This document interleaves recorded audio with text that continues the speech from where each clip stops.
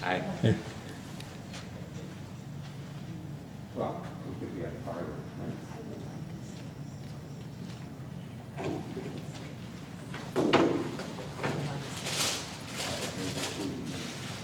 That's what I said to that.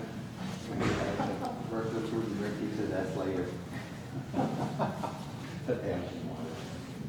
Yeah, let's go make some pictures.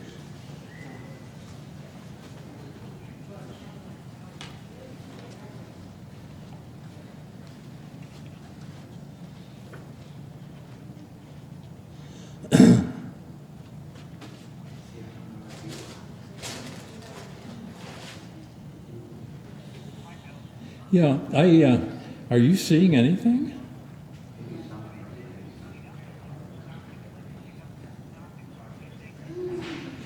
Well, there's nothing on the monitor. I have an old image from 5 minutes ago, and it does pick up the audio. I'm looking at, the monitor on the LCD on the camera, and I can see things.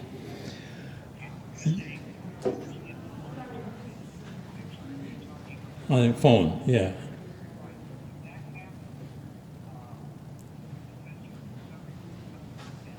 Yeah.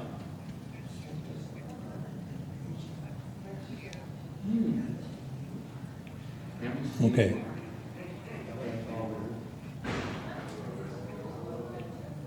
Okay, so I quit the app? Okay, all right, I'll try.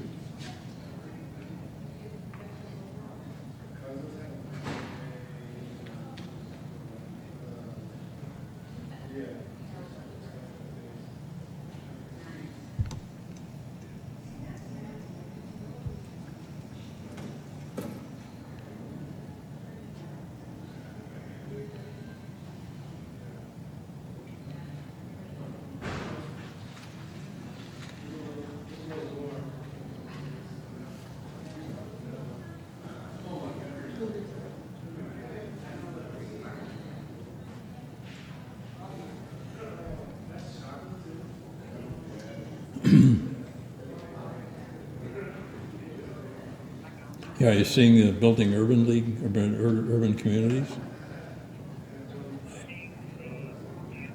Yeah.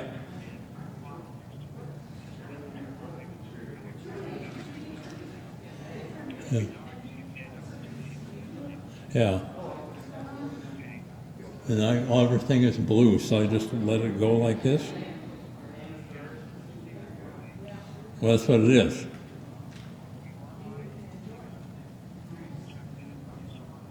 Yeah. All right. Okay. All righty. Be soon. Yeah, I'll turn that off again. Right, yep. Okay, bye. How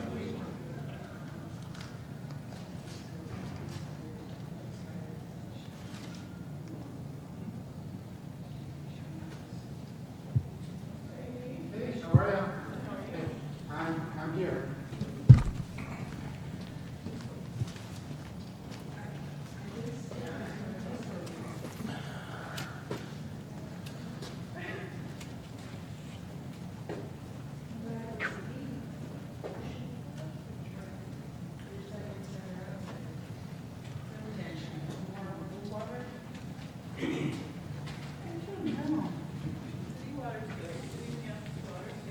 Oh, there's water and cookies in here. So it's not bringing? Or is everybody on PPT?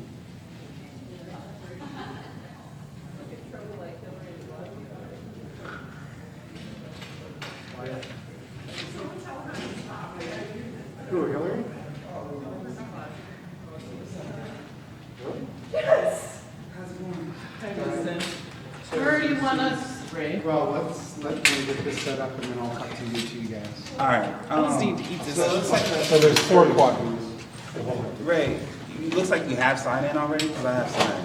Yeah, no, we've got, and we'll just make a copy for you. Okay, perfect. Okay, I thought you were asking me. No, I was saying, we will. That is much easier. We'll make Thank you.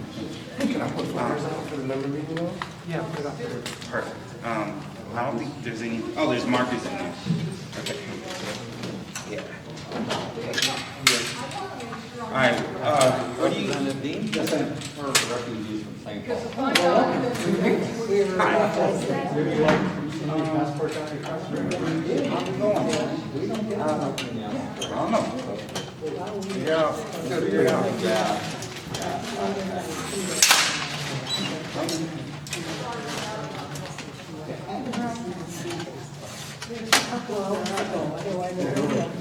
Be anywhere in the world. Well, we've been trying to come down.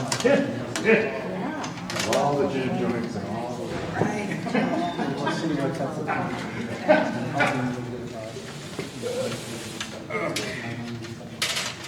Let's do it.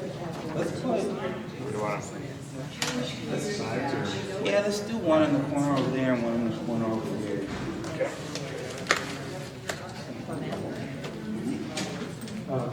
How do you want?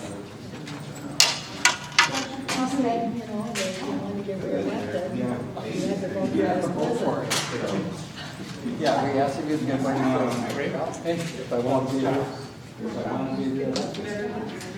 But it's the wrong kind of job. Shouldn't be on the copy.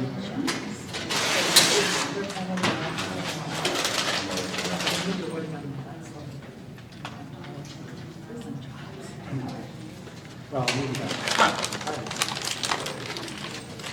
You got a cookie. Oh, there you go.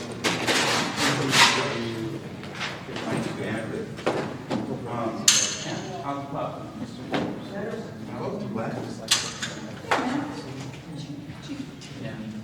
Change those walls.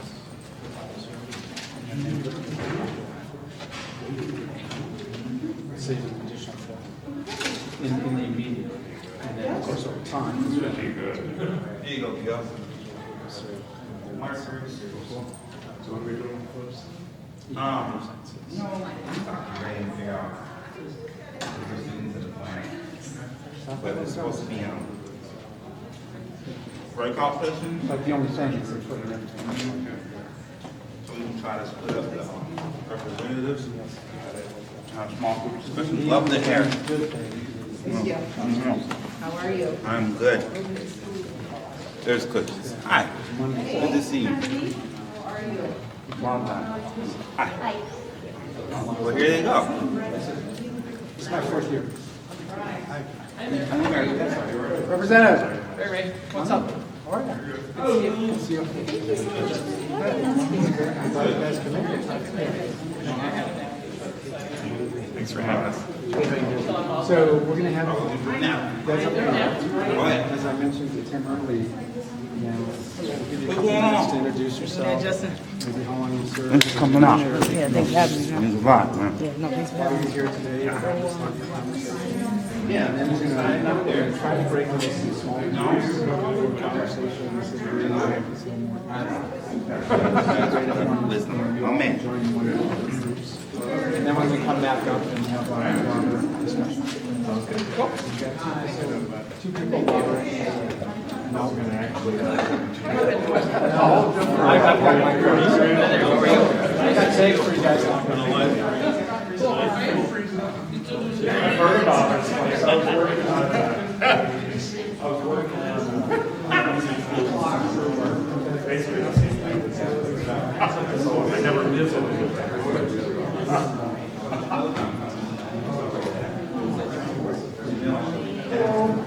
How are you? I'm Jeff.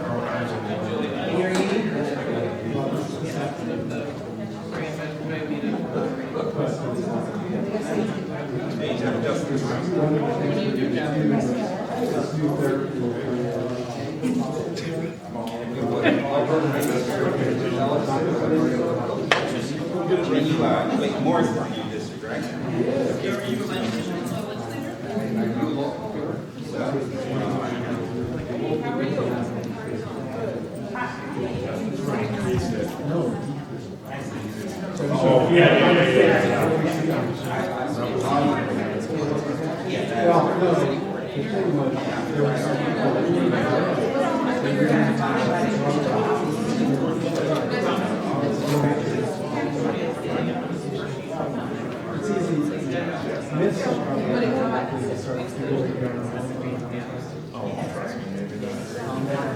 Just a lot of different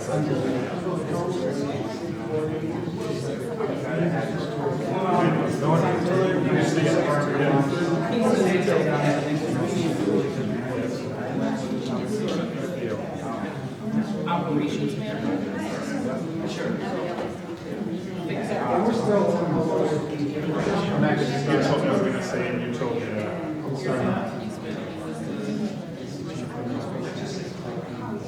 Like legislature.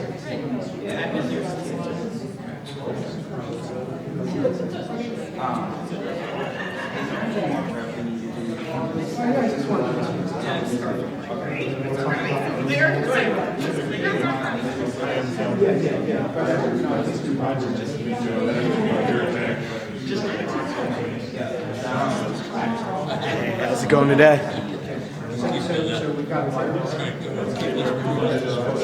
Absolutely not. I'm just watching that.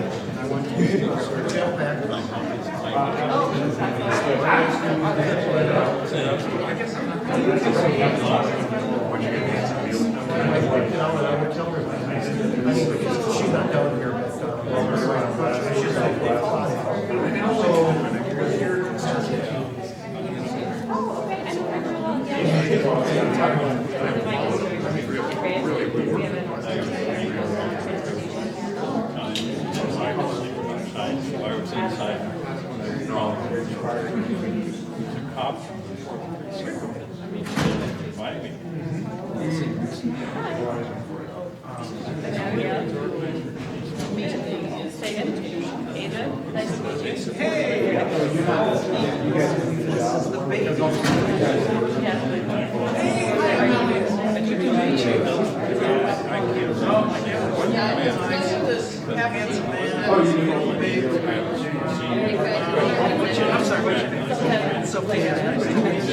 How you doing?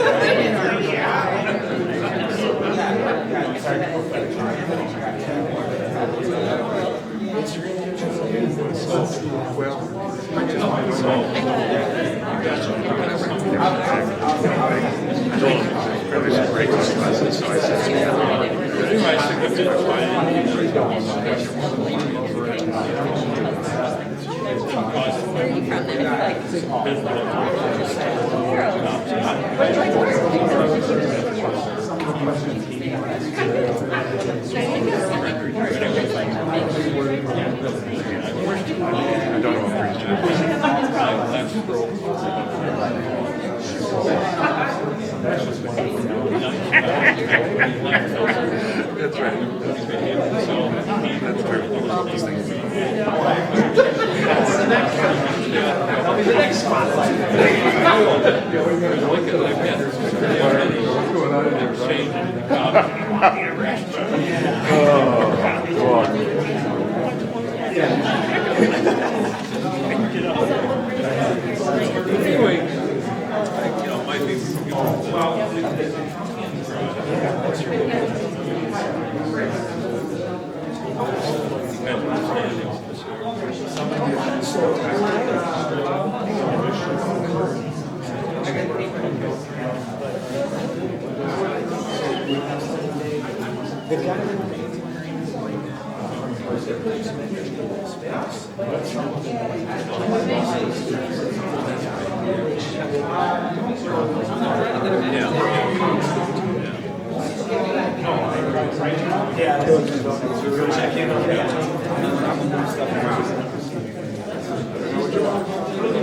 What's going on? Actually, yeah. So, can we do a January around the January folks at this, yeah. Justin, you want me over here or Yeah.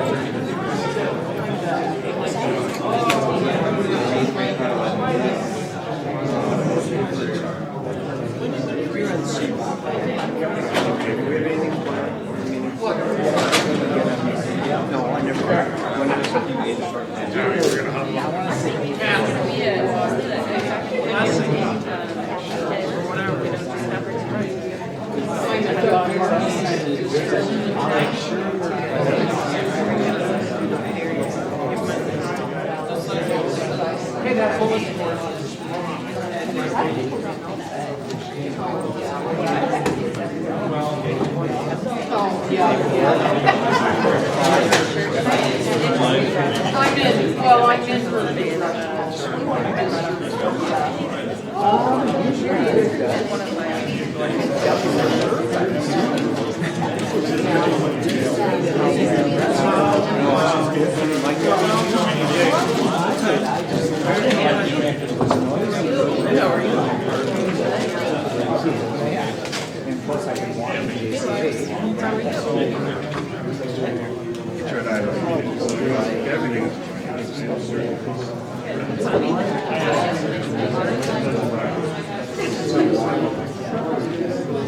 I actually served as a legislator.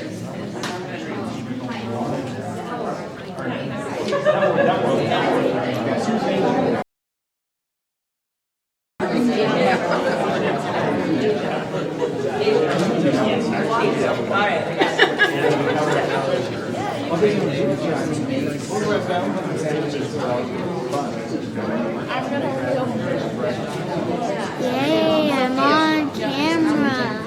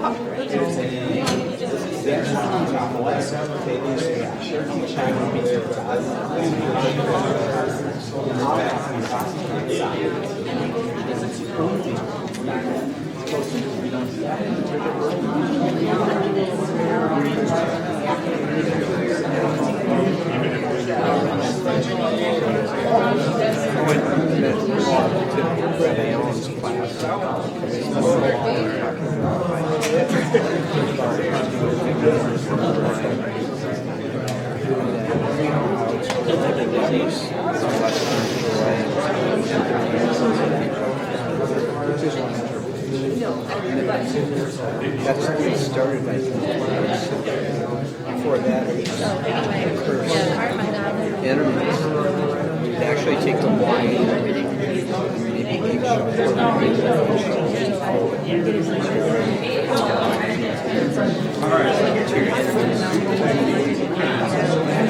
Alright, well, yeah, real quick, so there are certain words, so I gotta, right now, so four breakouts. When I so I got one here, and one in that corner over there. So I need 2 people, I need 4 people to lead breakout groups. And then for the 2 groups that don't have it, you're going to fold into the other 2. So who's like the breakout group? Before I tell you what a breakout group is. There are 4 questions. There is a set. My brother. How you doing, man? There are, everyone's Steve Belton, y'all. Steve Belton. Hello.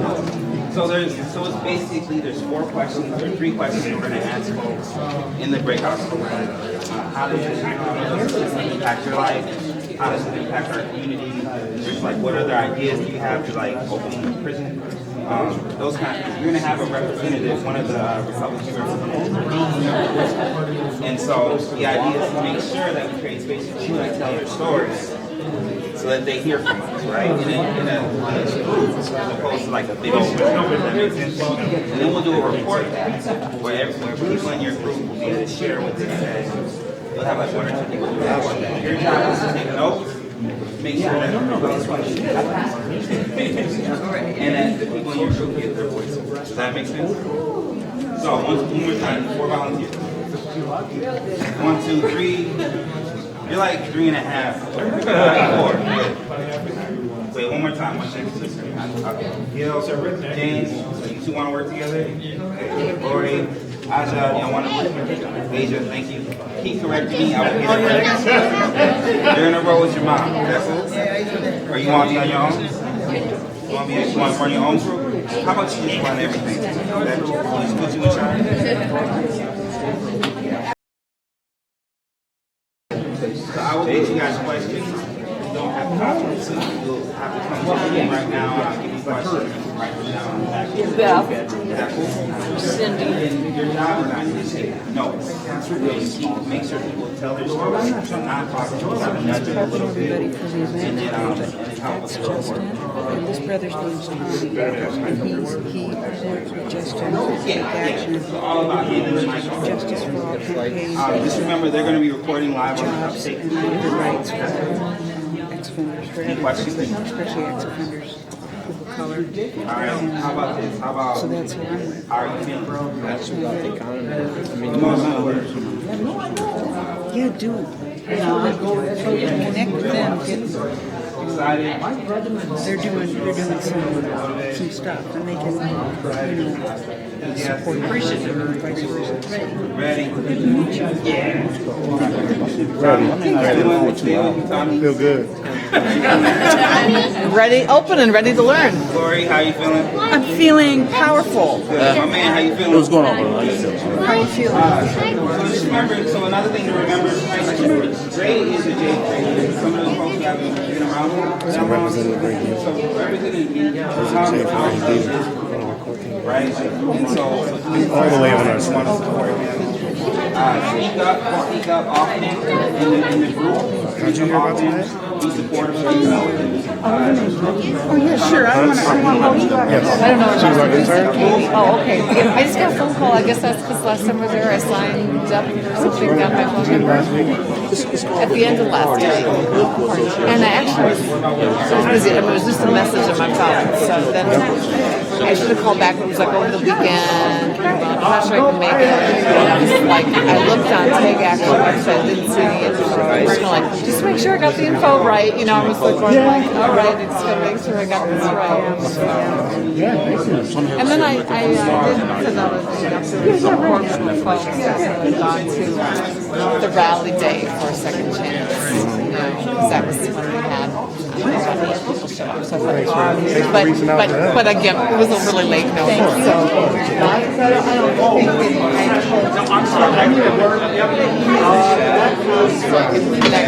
Yeah, perfect world, we get noticed on certain events a lot sooner, and the fact that we're reaching out to more people will create more of a... Yeah, so I'm gonna try. I want to kind of like put it in a little more, and then try to encourage some of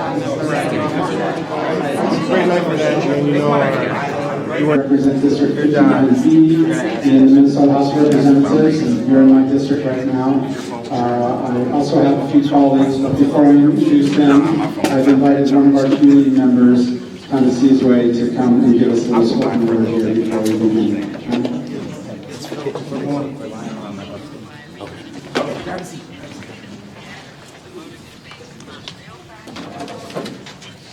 I am the darker brother, and they send me to eat in the kitchen when company comes.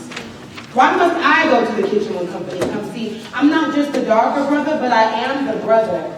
Must I separate from family for an evening meal? Apartheid.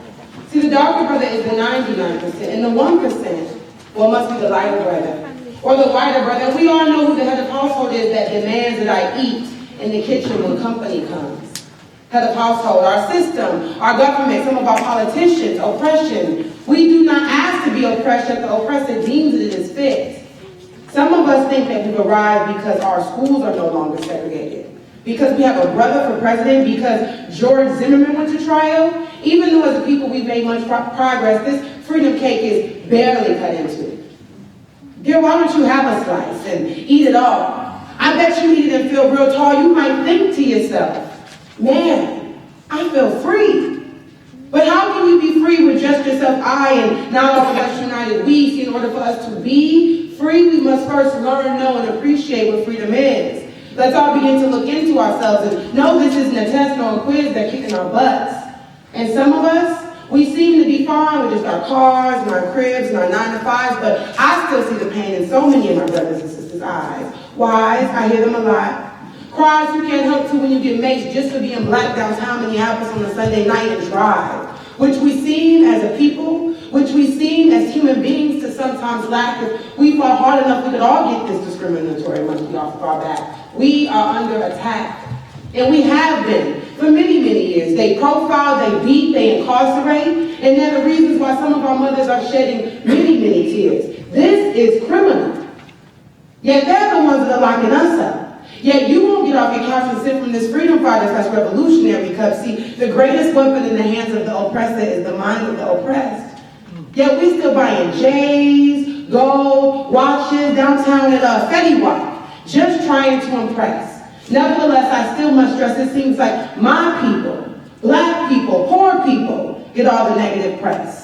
Northsiders get all the negative press. We come from kings and queens, and that's something that's more than just great, yet it's my folks who receive all the high interest rates. But please don't get me started on that, because with everything that my people invented, Madam C.J. Walker, with everything my people invented, Lewis Latimer, our pockets ought to be real, real fat.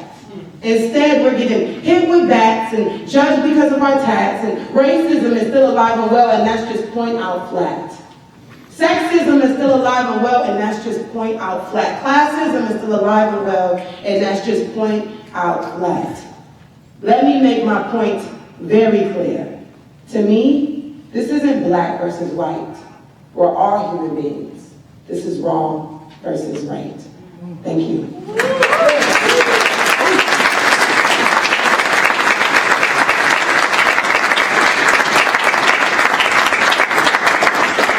That was fantastic and really great to set the plate for tonight. Before I introduce my colleagues here, I just want to give you all a quick sort of rundown on what we're going to do today.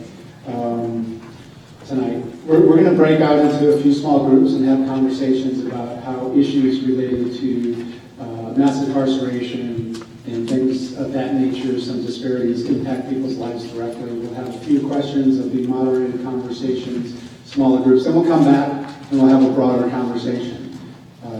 It will encompass many, many things. So that's what's coming here. We've got a couple moderators Julie Learson will be helping us moderate this whole night, as well as Justin Terrell from Justice for All and TakeAction Minnesota. So I want to give my colleagues, and again, thank you all for coming out here tonight. I'm excited that you're going to be here, and we're going to have this, what I hope is going to be a great conversation. If you all can just take a couple minutes to introduce yourself, maybe say how long you've been in the legislature, what sort of your focus areas might be, and any other things that you think folks might find of interest, that'd be great.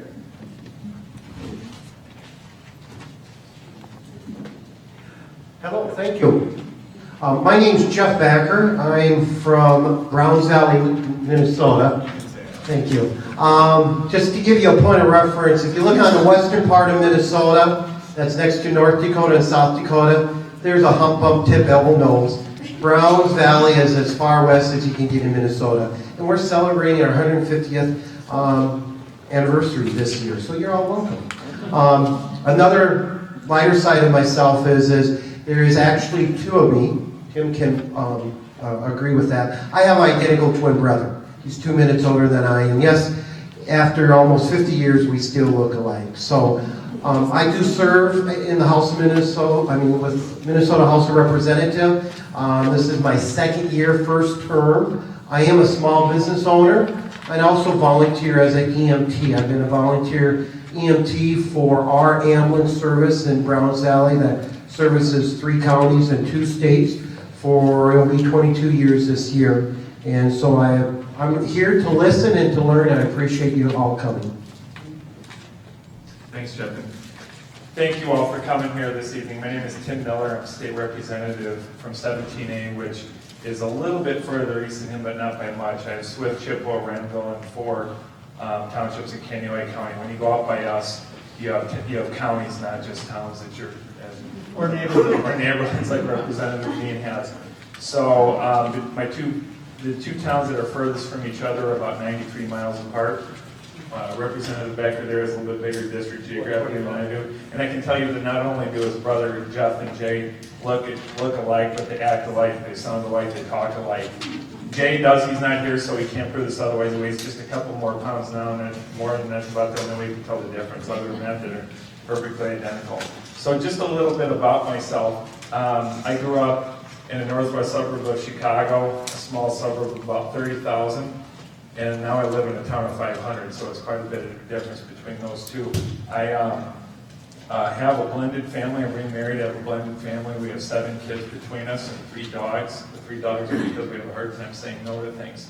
And actually, I think we have a rabbit in the basement and a couple fish, and for the last week we had a cat too, so we really don't have that big of a house. So, but I really appreciate all of you coming here this evening. I'm looking forward to having a very good, engaging conversation on what I believe are a lot of important topics. I'm not sure where she went, but she actually had to go to another event. That was fantastic, and I really appreciated what she said in those words, because I think,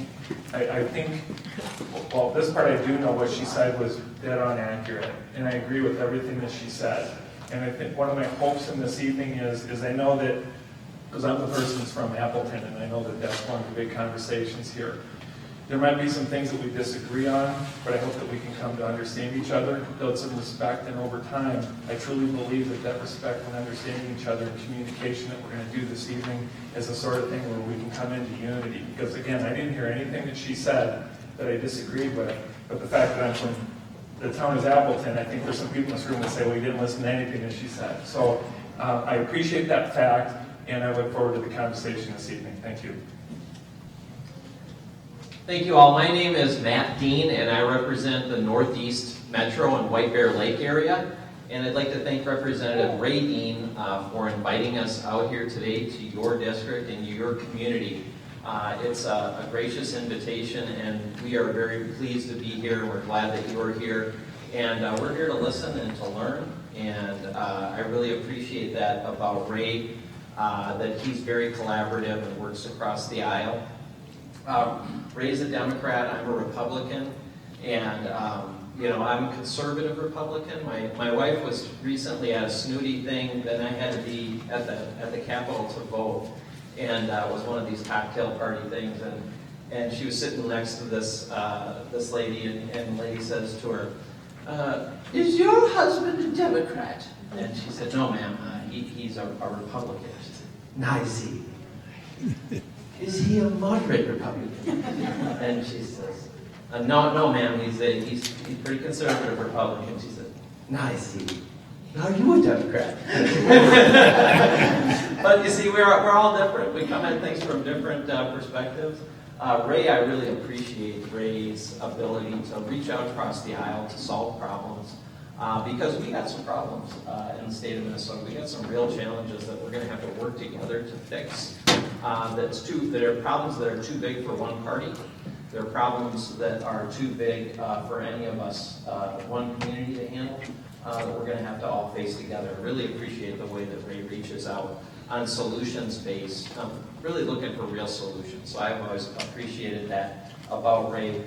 I chair the Health and Human Services Finance Committee, which has all our healthcare programs, also social programs, child care programs across the state. So we really do overlap quite a bit. Touch about 1 million people, particularly in underserved areas of the state. That's where the programs are the biggest and make the biggest differences. So I really appreciate the opportunity to be here from that perspective. Also would like to talk about some disparities issues that we see within my committee, the areas, the program areas that I see, and also some great opportunities that I believe that we have moving forward. So thank you, Ray. Thank you all for being here today, and I really look forward to learning more from you folks. Thanks. Good evening, everyone. I'm Abigail Whelan, and I represent Anoka and Ramsey in the Minnesota House. And I'll just echo the thanks again, so thank you, Representative Dehn, for inviting us tonight. It's great to be here. I'm actually University of Minnesota alum, and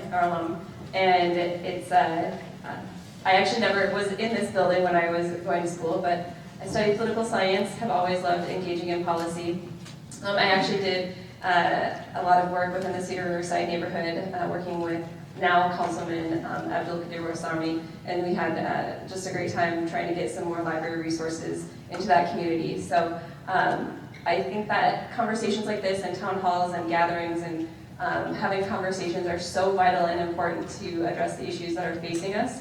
Already I've had some good conversations before we came up here to sit down, and I'm just looking forward to the conversations that are going to continue. I will say, just to be very open, I think a lot of us here, I've already talked to a couple of folks from Isaiah, and another individual I know is a believer, and I was praying before I came and thinking of a word. Lord, what word kind of maybe would describe what you want to do here tonight? And it was so amazing when, I forget her name, the individual is sharing with her spoken word, but she said freedom a lot, and to me that's the word I felt that God had given me, and I actually wrote it down too, just for people that don't feel that they have freedom or don't experience the kind of freedom in our criminal justice system, etc., that they probably should be. And what are the answers? I mean, I don't have all the answers, and that's part of why I'm here. I want to listen. I want to get your feedback and your ideas on that. So again, thanks for having us. Really looking forward to the conversation. Good evening, everyone. It's just really awesome to be here and to see so many of you here and hopefully new friends to meet. My name is Representative Kathy Lohmer, and I serve the District 39B, which is Stillwater, kind of the opposite side of the state from Representative Backer here, so just along the river and Lake Elmo, Grand. Anyway, just really excited to be here tonight. I'm so excited that Representative Dehn invited us, and I serve on public safety with Representative Dehn, so it's what the other Representative Dehn said is actually very true, that he does work well across the aisle, and it's great to work together. You guys aren't helping. To get things done, right? Anyway, I am in my 6th year, 3rd term, and I find it such an honor and privilege to be a public servant, and that's how I see this job, as public service, and to represent all of the people of Minnesota. And I've had a couple of bills in committee lately where I've been criticized a little bit for maybe not understanding what some other communities think is important. And so when this opportunity came up, I just jumped on it because I really do want to understand. I see myself as representing the entire state. So, anxious to hear what you all have to say, anxious to just visit and learn from each other, and it's just a great honor and privilege to be here, so thank you. Thank you for those introductions. I'm actually going to turn it over to you, Justin, and you, Julie, now to talk a little bit about the small group storytelling and how we're going to break up and have this conversation. And we'll all sit in and join you in those smaller conversations. Yeah, just grab the mic. Good evening, everybody. Can you hear me now? Yes. So what we're going to do is spend about 25 minutes in small groups discussing a few questions that we've come up with. And Justin and I will be kind of floating around the room, hearing into what you're talking about and gathering information about what people feel is important, so we can present that back to the group. And Justin has the questions. I think we're probably going to have to refresh you on these questions because you don't have them written down, but did you want to? Yeah, I got read those? it. So we actually have 4 group leaders. So raise your hand if you are a group leader. All right, now would be the time for you to go to your flip chart. So is everyone doing okay? Are you sure? Because the energy's kind of low, but you know, just checking. Checking is after supper. All right. Have a cookie. So I just want to say thanks. I'm excited for you guys to be here. We're gonna have there's 5 of y'all. We only have 4 groups. We're gonna have everyone break up and go into one group so you can hear like face to face what people are, how people are feeling about these issues. If you are in your group, there's for my group leaders, here are the questions that we want people to be thinking about. How has your family been impacted by the justice system? So just real quick, raise your hand if you or someone you know has been impacted by the justice system.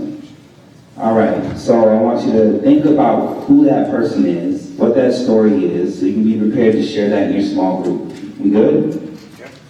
We good? Yeah. Thank you. All right, so then the other thing I'd like you to, the next question is, and if you're a group leader, make sure you're writing this down. And there should be a group leader up here by Ray. We're going 4 groups. And then and the other group leader should be up there with Mondell. Mondell, we're just going to make you a co-group leader. Will you stand up and write these questions down? All right, the second question is, how does mass incarceration impact communities of color? So, you know, not just your community, but specifically your communities of color. Are people clear about that? And the third question is, why are you against the prison in Appleton? Raise your hand if you are against the prison in Appleton. Just making sure you're at the right event. Got it, okay. You know, think about why you're against this idea, and so that you can tell that story in a small group. And then the last question, the next question is, why should white people care about racial equity? Now, see, we got a lot of white folks in the room. Here's your chance. Go for those ally cookies. Seriously though, so I just want to make a quick statement about this question. So we talk about racial equity a lot, obviously in Justice for All, we're a racial equity campaign. You know, I want to offer this quick lesson is that Angela Davis said that if they're coming from me in the morning, they will come from you in the evening. So the same systems that fail across the board communities of color will eventually fail your communities as well. And Representative Miller, we already know that prison has failed your community twice already. And so we need to talk about the fact that racial equity is somewhat like the canary in a coal mine, right? And unfortunately, communities of color are the first to go. And we are a warning sign for where the rest of Minnesota is headed. So I need white folks in the room to talk about why this is important to you. This is not about helping black folks if you're white, no. Because your behind is on the line as well. So we need to create space to talk about that. Agreed? Oh, yeah. Right. And then the last question is, how would you solve mass incarceration? So it's been called an overcrowding problem, right? However, we know that we are over-policed, we are over-sentenced, and once warehoused, communities and families are fined and taxed by the state of Minnesota for phone calls and everything else you can imagine. People are profiting. The U.S. made $445 million off the prison industrial complex last year, and our families are the ones paying that. So this is a problem because once you get out, what happens? Once you get out of prison, can you get a job? Can you get a job? No. Can you get housing? No. Are these problems? Yes. So how would you fix this problem? So these are the questions we want you to ask. We want you to wrestle with for 25 minutes in your breakout. I'll read them again. Did everybody get? I assume they didn't get them all written down. Do we got them? Hold up. Are you guys ready? All right. Or are you ready? Okay. So the question is, how's your family been impacted by? How have you or your family been impacted by the justice system? You got these lined up? Okay. The next question is, how does mass incarceration impact communities of color? The third question is, why are you against opening a new prison in Minnesota? The next question is, why should white people care about racial equity? Get your ally cookies. Let's go. All right. And then the last one is, how would you solve mass incarceration? We got 25 minutes. We're probably not going to get to all these questions. What's important is that you tell your story, and we're going to ask representatives if you guys would just do us a favor and listen. Bring your curiosity hat. I've been in a lot of research visits, lobby visits, where,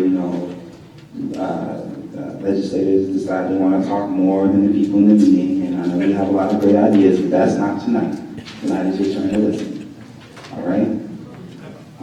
So I will let you divide yourselves. Everyone please stand up and join a group and start introductions. Thank you.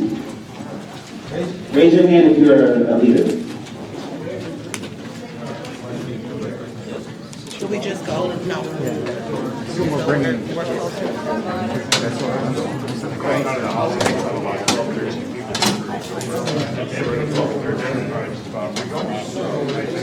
That's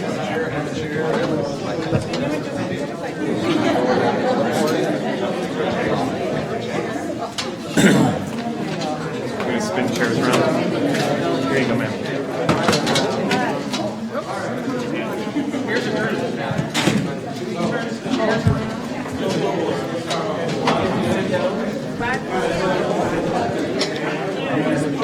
All right, let's make a circle.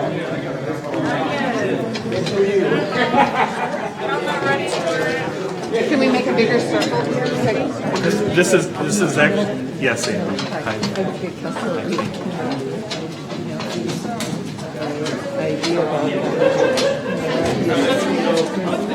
Yes, absolutely, yes. Wonderful.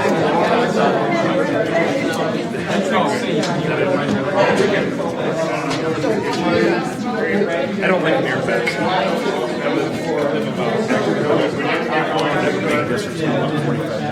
All right. Excellent. Great. We're going to ask you all to up here, but we're also really white. So if something is like Sure. What do you we want? would like to ask you all to start with question 3. 3? Because we know that everybody's not going to get through. Okay. We'll start there. But let's do a quick around the room introduction. Just your name and where you're from. What part of the cities or where you're from? Yeah. Sure. What question are you starting with? Number 3. And what is that question? That question is, Why are you against prison? why are you against the prison in Appleton? Okay. Let's see.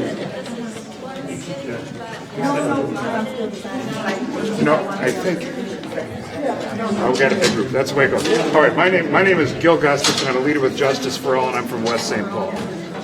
Bill Ehrman, I'm from St. Anthony Park neighborhood of St. Paul, and I'm on the board of Jewish Community Action. Police Houston, Richville, Minnesota. Yeah, that's great. Thank you.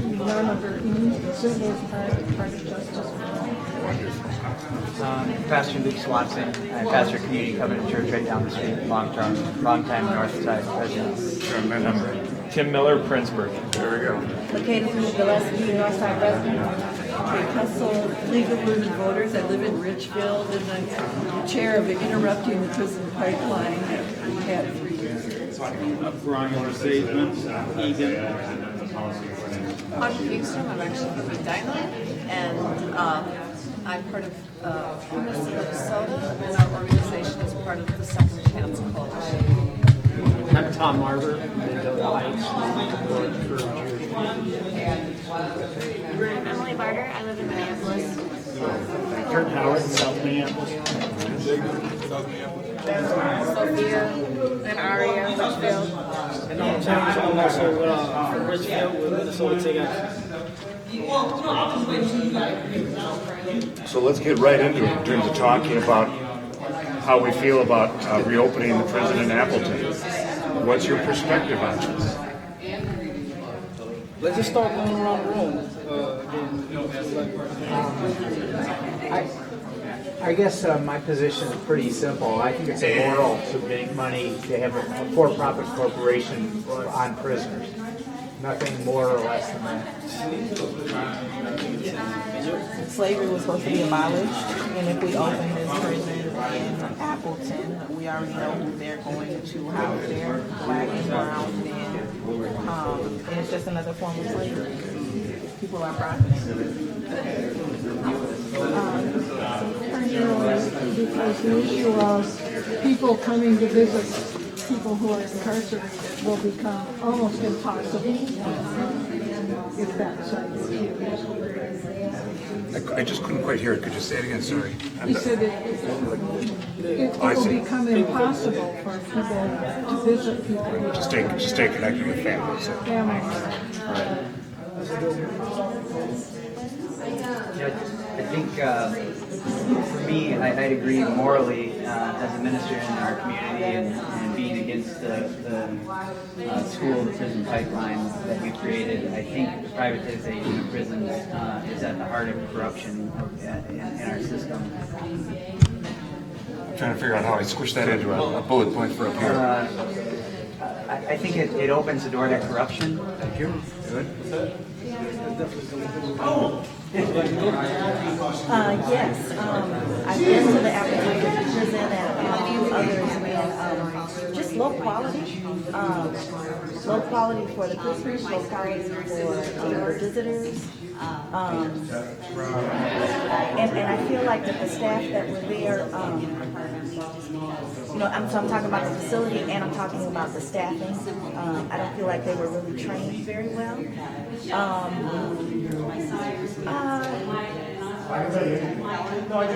And then I agree with a lot of what's been said, so I'll just end my statement. Well, I will say this. I also don't believe in the prison population being counted, for Appleton to help bring up their numbers so that when we're doing the census and resources are being given, and then the communities that they come from aren't to those I'm the only person here who might support it, but only my way, which is Appleton. I'm from Benson, Minnesota, and Appleton is right near Morris University. It's right across from South Dakota, and it's close to North Dakota. I think we could reimagine a prison that is preparing our young people to get their high school and college degrees right there in Appleton, and it wouldn't be a public or private prison, but that's what you guys have reassured, that the Minnesota would own this. But we have to do something. I have a brother who's been in prison here in Minnesota, and he never had any therapy, and he's been out for 20 years, and I'm my brother's keeper. I turned to Brian and Aaron for help. So we have to do something with our prisoners, and so if you could reimagine Appleton serving the overcrowding and not opening up spaces, but doing a triad with North Dakota, South Dakota, and Minnesota, and really enriching the lives of the people that have to be there. That's my idea. I think definitely a better idea to reopen the prison. I don't believe that the country's economy should be based on incarceration and profit from that. I don't want to make it easier for people to be sent away to prison. I'm still kind of captured. So, give me your nugget. What's the nugget? that incarceration is an economic tool. I think the misallocation of resources, we need to have sentencing guidelines, so we're not sending someone across to prison, but then we have to create. Wrong doing. You wouldn't want that. It's not your fault. It's nobody's fault, but the system's fault. However, we're asking this man here, Matt Dehn, right? There we go. How does the criminal justice system impact communities of color? And we're asking that specifically to everybody here. But, you know, he's here to learn from what you guys are saying, so that way he can go back and actually construct it. You know, and so I would like to know your guys' thoughts. And I got Elliot here to jot it pretty much down. And yeah, whoever wants to go first, by all means. Well, I asked the question first. How do you feel the criminal justice system impacts communities of color?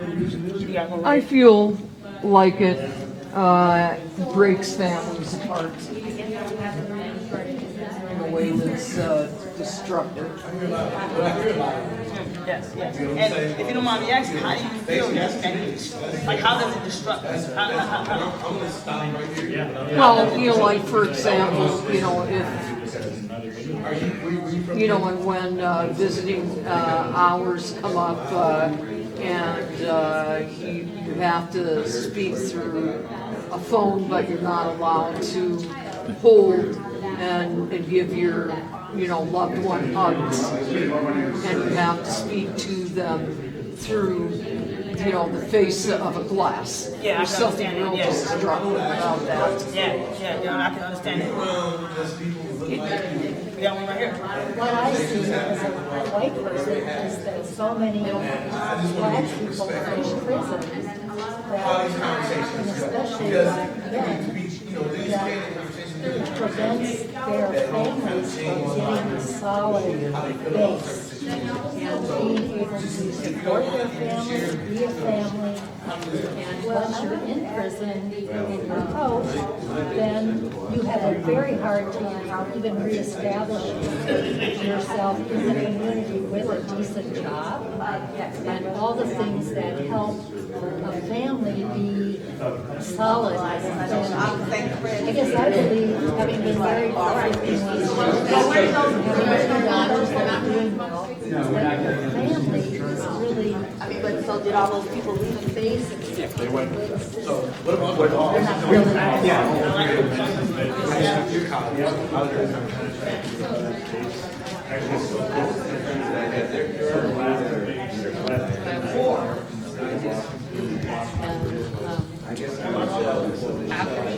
got out of prison, she figured out by watching Dr. Phil she had ADHD, which you treat with stimulants like meth. She had medicated herself with medications to treat her mental illness, which hadn't been diagnosed, which signals absolute lack of any kind of drug treatment or mental health treatment, any kind of assistance. She continues to poverty because she still can't get work, even though she's an incredible worker and is the kind of person that she's tough. But she's, if you need something, you go to her. And her children are still living those choices and the consequences. My name is Bree. How that directly affected my family, I guess, and I'll make this as short as I can. But I was 18 years old. I got convicted of an aggravated robbery, which going through some depression type stuff. I sat in jail. I got arrested and sat in jail for like 3 months waiting on court. Basically let them railroad me. I didn't call anybody. I was kind of in a depressive state, I guess, because I didn't let my parents or adopted parents know where I was. I didn't let anybody know. Anyway, what had happened briefly is we had gotten a fight with somebody.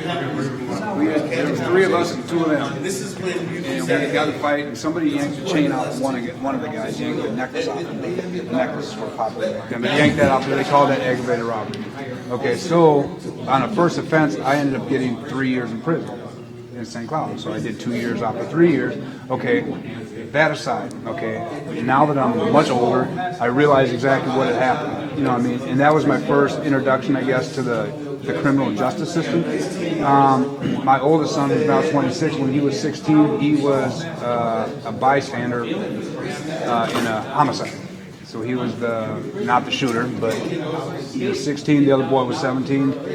They certified the other kid. They tried to certify my son, but I reflected back until when I was sitting alone in jail, and I was the first one there. Every court date he had, everything. Sitting in there listening to the victim's impact statement. We were both crying and shaking and stuff. Just listening to all that stuff. Anyway, make long story short, that they tried hard to certify him as an adult. Anyway, long story short, he did not get certified as an adult, so he got locked up in a Glen Mills in Pennsylvania. They shipped him down there until he was 18 with 5 years, or actually 3 years of parole, which he's 26. He's got kids of his own. He's doing very well.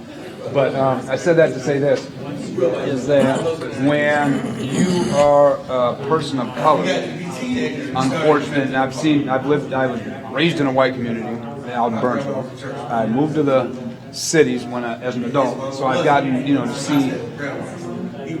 see it both ways. But when you're dealing with the justice system, and I'm more specifically the court system, you are treated much different. You know what I mean? Obviously, when you have, and everybody knows this, when you have money or a higher income, you can afford better representation, you know what I mean, et cetera, et cetera. So therefore, you can have a serious crime and get probation. And you can be a poor person of color and not have any representation, or have a public defender and have a minimal crime. You know what I mean? But have the world thrown at you. You know what I mean? Here I was 18 years old and have a felony record. You know what I mean? For something I didn't consider a felony. For one that I didn't consider definitely not prison time. You know what I mean? I mean, if anything else, like today I would fight for probation, or whatever the case is. But anyway, so now I recognize that part of it, and I think that directly affects my family, because there's certain jobs I can't even apply for. And thank God that most of this, it doesn't even come up on my criminal background anymore, but there was a time when it did. I've worked, ever since I got out, I've always worked. So, I've always found different types of jobs that that I didn't have to disclose that I was a felon, but that directly affects my family because of that experience, because of my son. Now, also my next oldest son, he just turned himself in yesterday on a felony warrant. Just stuff like that. So just that experience. And this is his first offense, and he's going to go do a year and a day in the workhouse. On a first offense, he was sitting on a roof somewhere, doing something, and somebody burglarized the house or whatever. So I don't even know what they called it. But anyway, and I'm not saying that there shouldn't be a penalty for committing a crime at all. My big thing is, and I'll end with this, is just the disparity between when one person maybe of another race gets caught doing something, and then another person, just because of economic standards and racial standards. You know what I mean? It's not apples to apples. It's really not. Yeah, a good example. Let's remember that the most punitive countries in the world are the most diverse countries in the world. The more diverse, the more incarceration. I didn't even add this part. Totally forgot. That when I did my crime, when I got in that fight, I was 2 other white guys. It was me. They didn't even go to jail.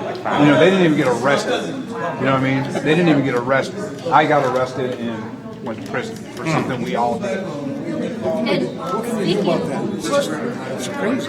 speaking on the racial aspect of things, and I can talk from a personal point of view of the criminal justice system, but I think more of my talk from the professional point of view, because I've seen so many compared apples to apples. I've had 4 clients who were responsible for the death of their children. It was all accidental death, nothing purposeful, but it was negligent, and it was an accidental death. I had 2 white clients and 2 black clients. The 2 white clients were given manslaughter charges, and they were given probation. The two black clients were given prison sentence. One was given 10 years, and the other one was given 8. All of the cases were very, very similar.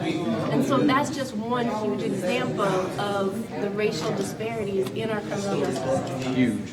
Another thing is that it's important. So, I mean, I'm sorry, I didn't mean to get that far into it. Let's finish with you telling me why you think. Why do you think that's important? Why do you think it's important for white people to care about racial equity?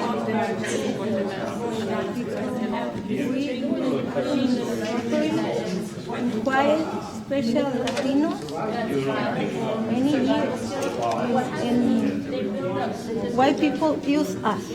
Elaborate on that, sir. Yeah. Tell me a little bit more.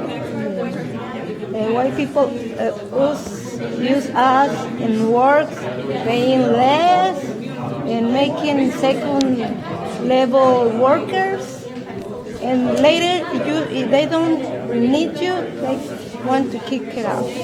So you got no job security. I mean, when I'm done with you, when you done doing whatever you do, I ain't got to worry about no.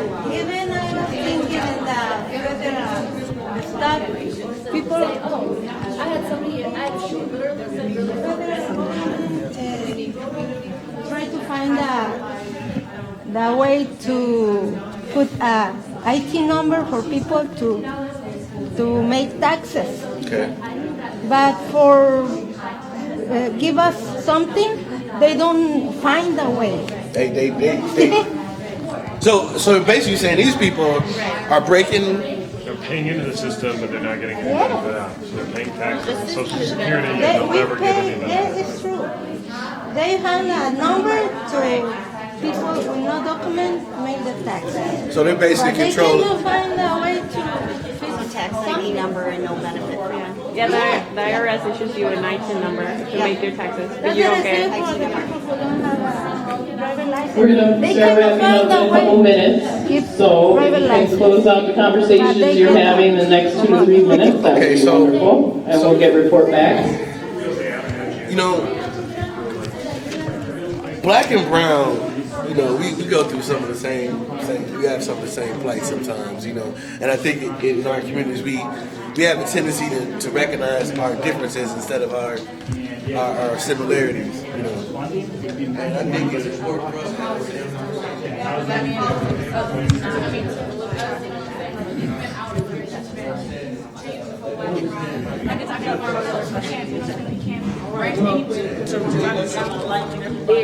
He made it 6-7 years ago. It's not making a difference. And how it affects me directly is that young man and his wife and Ariana can't live next door to me, which I would consider to be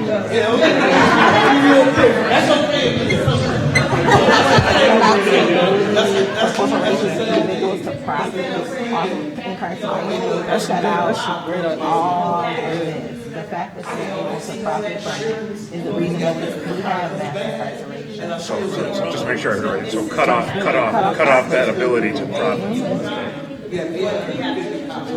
I seen that you said you had something to say. It's very important what goes with your story is to put a lot more resources into reintegrating people once they're released back into our society, and to make it possible that any short prison sentence doesn't become a life sentence. That you'll never catch up, you'll never be here, you could become. You serve time. Why you gotta serve You time hear me? outside of your time? Okay, we need everyone to wrap up. You know, you're having wonderful conversations, but we want to hear what everybody's talking about. So, finish your thoughts. And stay in your groups, please. We're going to do the report back from your groups. Okay, if you can hear my voice, clap once. You can hear my voice, clap twice. You can hear my voice, clap 3 times. Someone say power to the people. Power to the people. Say no more prisons. No more prisons. Okay, we're gonna start here with this group. Who is our moderator here? Young man? What's your name? I'm James Badu. James? He's gonna need a mic. Yes, I'm going to give it to him in a moment, Justin. Say my first rodeo, brother. So if you could just give us some highlights. How's everybody doing today? Good. All right. I said, how's everybody doing today? Good. You got 2 minutes. That sounds like you're alive. All right, so our group is very passionate. To start off, why opening up prisons in Appleton is not a good idea. Immoral. It opens up the door for corruption. What else do we have here? Reintroduces slavery. Reintroduces slavery. And I'm pretty sure a lot of people can really vouch for that. We have incarceration is not an economic tool. It shouldn't be used to build money. More than anything, it should be used to give it back to the community. Because why open up a prison inside the community that's not helping anybody out? Who around here is really benefiting from reopening up Appleton Prison? Not the people involved in it. Sentencing guidelines makes it unnecessary. And sentencing guidelines makes it very much unnecessary, point blank, period. So you got about a minute left. Everyone's gonna get super easy for 2 minutes. Now, solve the mass incarceration. Reform tough on crime laws.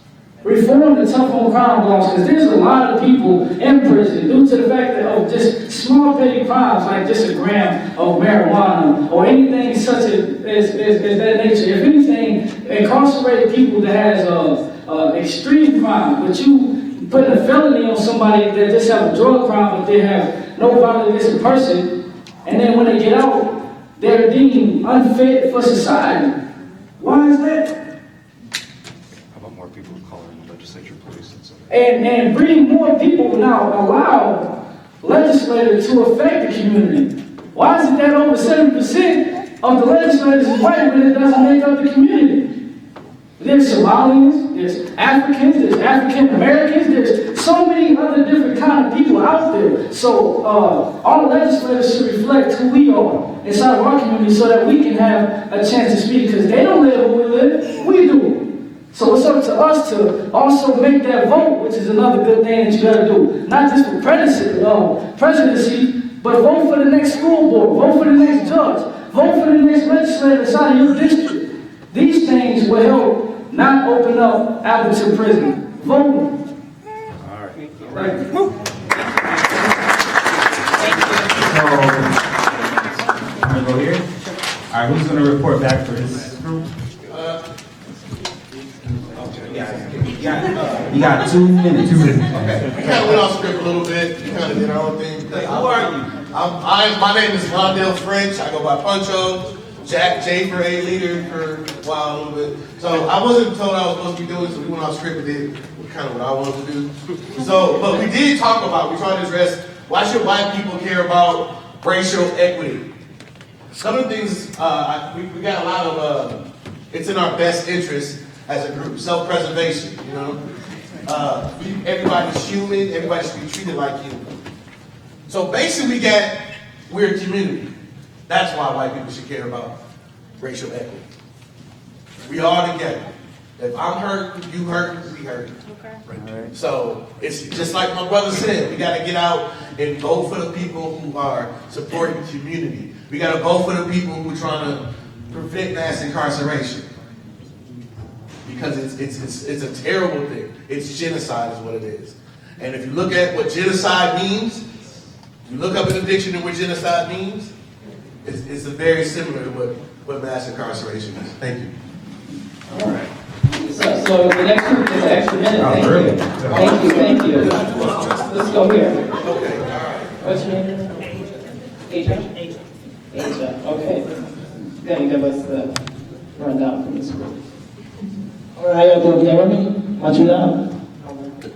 So our question was, how does the criminal justice system impact communities of color?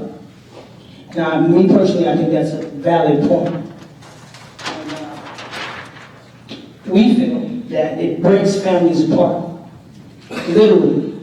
you have no father, and your mother is grieving, and there's a lot going on, and you're living in poverty. You're actually put in a race where everyone's fighting against each other. Okay? Now, we also felt that once in the system, it's hard to establish oneself. So once you get out, you're literally stripped of your rights. You're literally stripped of your humanity as man or a woman. Everything is stripped from you. You have to start from scratch. Okay, now, this is a pretty solid point, I'd say. Rapists and murderers need to be in prison. Now, the reason why we put that up there is because, we had a gentleman that said that, he agrees with it. And we're not here to bash anybody or make anybody feel like what they're saying is wrong. But, yes, rapists and murderers do need to be in prisons, and those are the ones that we're not including in this conversation because they are the ones who make this society bad. Now, the ones that are out here just trying to get away from society, take a puff or two to get away from society and do whatever you do, those are the ones that we're talking about who get crammed and shoved into the prison systems like they are commodities, which they are. Because like I said earlier, racism is a business. So CJ, meaning the criminal justice system, fails communities but benefits profiteers or corporations. So when we say that, as a community, we're not being benefited by having our mothers, our fathers, our brothers, our sisters in prison. It's not benefiting nobody. I'm sorry. Your 2 minutes is up. Oh, I'm sorry. All right. Yeah, y'all get it. I'm right on. Revolution.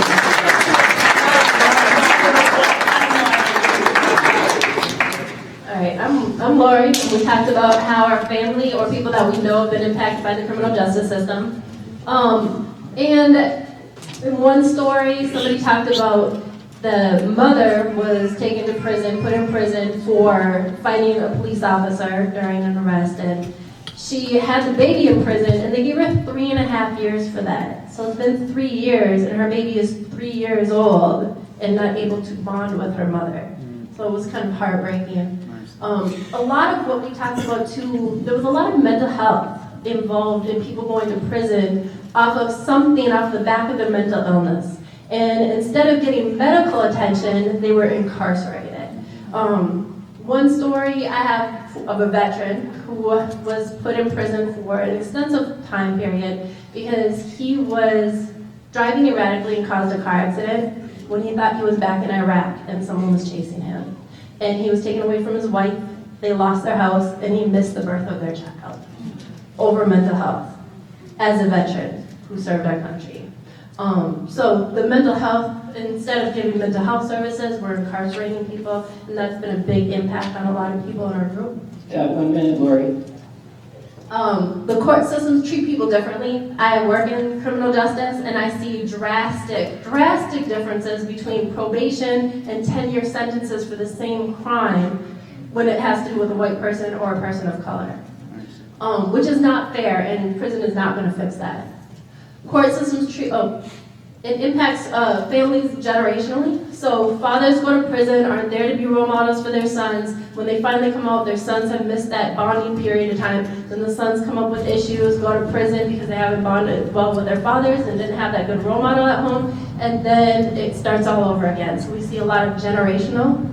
And then seeing sentencing disparities, which we kind of talked about already.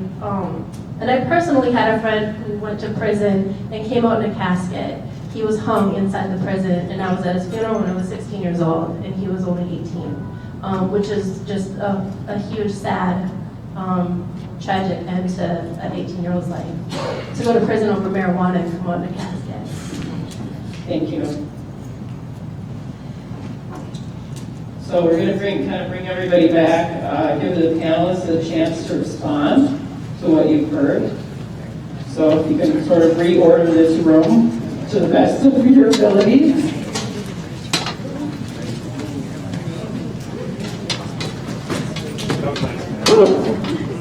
Bless you.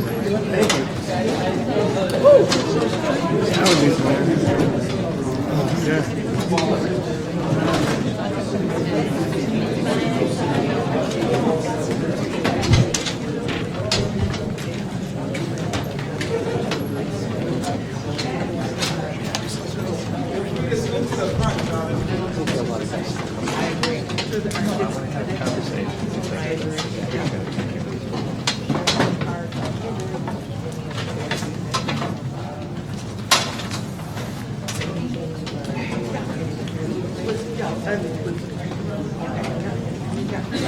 Yeah.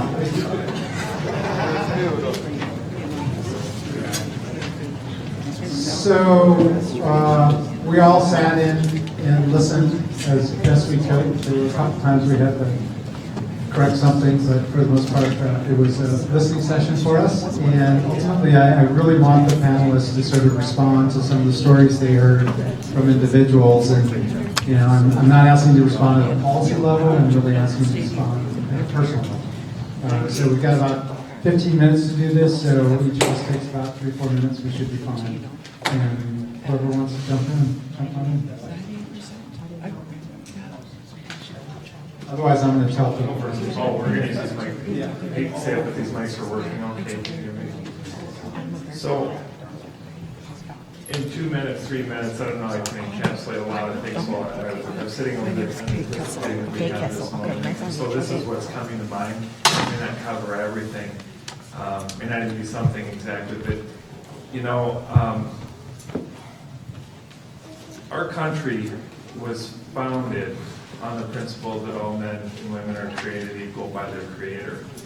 And of course, we're endowed with certain rights, among those life, liberty, and the pursuit of happiness. And when we formed this country, we did that. We formed a constitution, and we left a distinct group of people out of that. And that was the African American people who were here. And there was slavery. We did not get rid of slavery. That was actually discussed. And I think that is a problem, that's a sin that we've had to suffer as a nation because we weren't willing to do that. And we fought a civil war over it. We had constitutional changes, and of course that changed a few things, but it did not entirely fix that sin, and it did not entirely fix the wounds of the nation. And we've been suffering through that for a long time, and we've had moments in our nation, including in the 60s where the civil rights movement happened. There have been other moments in time where we've tried to address this stuff. And this spreads beyond, I guess the point I want to make is it spreads beyond that specific relationship of African Americans to white America. I think we've had a problem in this nation that we tried to found ourselves on all men and women are created equal, and we haven't figured that out yet. And my pain and my hurt is that because of that, I believe that we are put in difficult situations. We are forced to judge each other on different merits, right? And there are people that are more valid, less valid. In my area where it pains me a lot is I have a developmentally disabled child. And I don't want to make comparisons. I want to be careful to make comparisons, I should say, because I want to make a comparison here. But when I see the lessening of value of his life because he's disabled, that hurts me. And so I think there's people in this room who have had that either themselves or someone in their life who have also suffered from that, either themselves or someone that is very near and dear to them that is valued less because someone is valued more. That's what we need to figure out. And I think when we're talking about jail, incarceration, and things like that, that's some of the things that we're talking about. It's going to be real complicated. I don't think I can solve it because we've been battling it for over 200 years. But I do think that that's something that we need to continue to struggle with. So I don't know if I really address it. No, that's fine. This is sort of freestyling a little bit. So I'm going to cut you off and let someone else speak.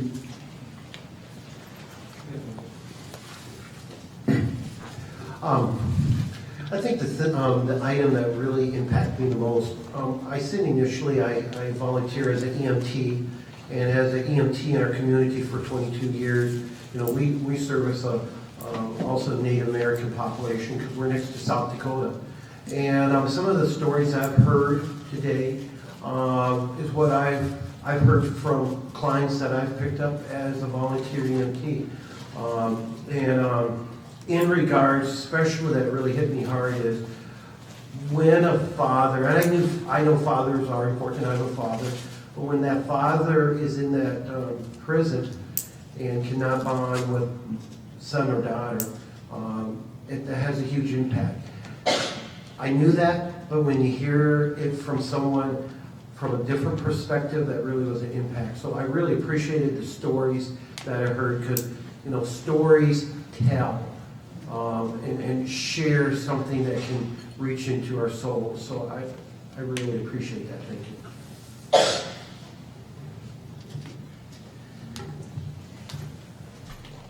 I think some of the things that really kind of struck with struck home with me was the thing that I heard a lot in the room today was focus on mental health and behavioral health and how that's integrated with the criminal justice system and how we're kind of failing in that. And I see that really where we've got with Representative Whelan represents Anoka with the largest treatment facility for in-treatment facility in the state. We've got hospitals that are backed up with mental health issues. We've got community placement problems. But our jails are also being used as mental health treatment facilities, and we're really, really, really bad at that. So I was kind of surprised at how often I think I heard that in every single group. So that's really something to take home. Also, I think just from the standpoint of where are we heading as a state with regards to racial disparities? This is not an issue that is about jails perspective. And from what I see, this is really a broader issue that we've really got a problem in Minnesota. We see it tackled at the Capitol, and we kind of pick around the edges of it, and we kind of shadow around the edges of it, but we never really kind of draw it in. And it's tough. It's tough to talk about race in Minnesota, but it's there, and it's a big deal. The disparities in our schools, the disparities in incarceration, and what I see is a real opportunity that is being wasted. We have a wasted opportunity of resources in Minnesota, which is our greatest resources are people. And so I just really feel sad about that and about the real waste that we have. We can't build enough prison beds to reflect the problems. That's not going to solve the problems. We could get, but just think about if the opportunities that we would have if we had those resources of people out being productive and doing what they need to be doing. So that really kind of it made me feel sad just to think about how that's impacted. But also it impacts different parts of the state and different communities in such a different way, and how that's viewed is really, it's like this. And I think that is very important, and that's, I think, one of the things that we need to understand, the perception issues of really the branch of the tree that you're sitting on is very different when you're looking at an issue like this, whether you're a Republican or Democrat, or you live in Dellwood, or if you live in Minneapolis.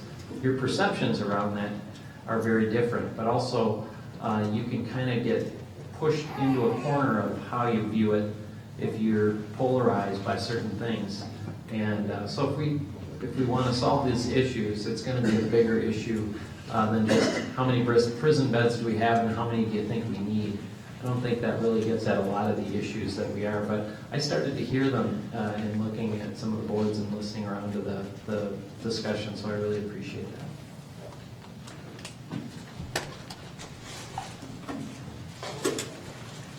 Thank you. It was a very interesting and awesome exercise to sit, and I really appreciate hearing from all of you. We had a rather diverse group, I'd say. We had folks, Hispanic folks, and white and black, and just hearing your stories. And I did learn a lot from you, especially as far as, what happens when you come out of jail or prison and you have these felonies, and the inability for housing to be found and jobs and things.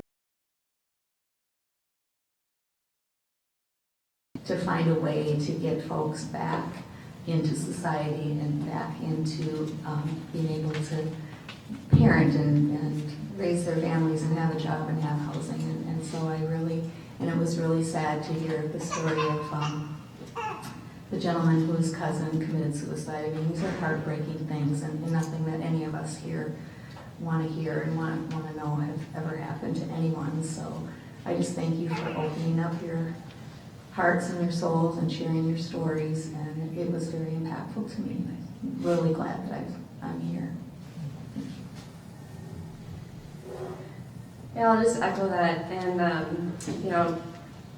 Representative Dehn kind of alluded to it, where he did say, so in my district there's one of the largest mental health facility in the state, and there are a lot of problems, and I've been kind of diving into that and seeing the relationship between mental health and the criminal justice system. And so to hear the stories, especially the story of the vet, that that wasn't in my group, but when I heard that, it really did hit home in a really deep way. And so I just really appreciated hearing that, and it is really, really heartbreaking. Representative Raymond Dehn asked us to kind of share on a personal level too. And in my immediate family, I have my mom, dad, brothers, sisters. 3 of them have actually been arrested and actually experienced the criminal justice system in a way that sometimes it was it worked out okay, and I think it worked how it's supposed to, and other times it didn't. But not to the level of kind of what I've heard here tonight, and that is definitely a problem. That's a problem that needs addressing. And so, in a way, I hope this just hear my heart on this. I just want to apologize on behalf of all of the mistreatment and anything, all the people that have hurt you and have, how you've been wronged. I'm not going to argue with your experiences, they're real, and I'm sorry, and I really appreciate that you, like Representative Lohmer said, that you share your heart with us, and I'm really hopeful that that we could see a coming together between people that historically have maybe been on the opposite side of issues to really get at some real change. So, thank you. Well, I want to thank all of you for sharing your reflections on what you heard. I just want to respond to a couple things that you all said. Talking about the issue of slavery, you brought up the Constitution, Representative Miller, and for those of you who don't know, the 13th Amendment abolished slavery except for those duly convicted of a crime. So slavery is alive and well in this country. Don't think for a minute it's not. We can even look to corporations like MinCorp, which is part of the DOC, which, quite frankly, they produce profit off of labor of inmates that are inside. Now, we can have large discussion about, well, they need to pay for part of their, room and board and all those other things, but, we have these things happening. And I think we all know that the system that we have, in many ways, sets up a perpetual difficulty for families once they enter that system. And I would say that it's our job as legislators to figure out how do we break that system, and how do we stop that from happening generation after generation after generation, because we're the ones that can do that. And it all comes down to a question of our priorities, what we decide is going to be important. I think that addressing issues of mental health, addressing issues of chemical dependency out in the community can go a long way. And I don't think it's a either or, addressing issues of incarceration or addressing issues of what I consider public health issues. We have to do them both, and we have to do them simultaneously, and we have to be conscious of how we do that. So thank again everybody for sharing your ideas on the questions that we were discussing in the smaller groups. And I want to take a moment now to turn it over to Justin Terrell, because Jamil Jackson was not able to be here because of his I stole the mic from him so I could say something first. Okay, well, you can do that. So I want to say thank you, Ray, especially for putting this panel together. And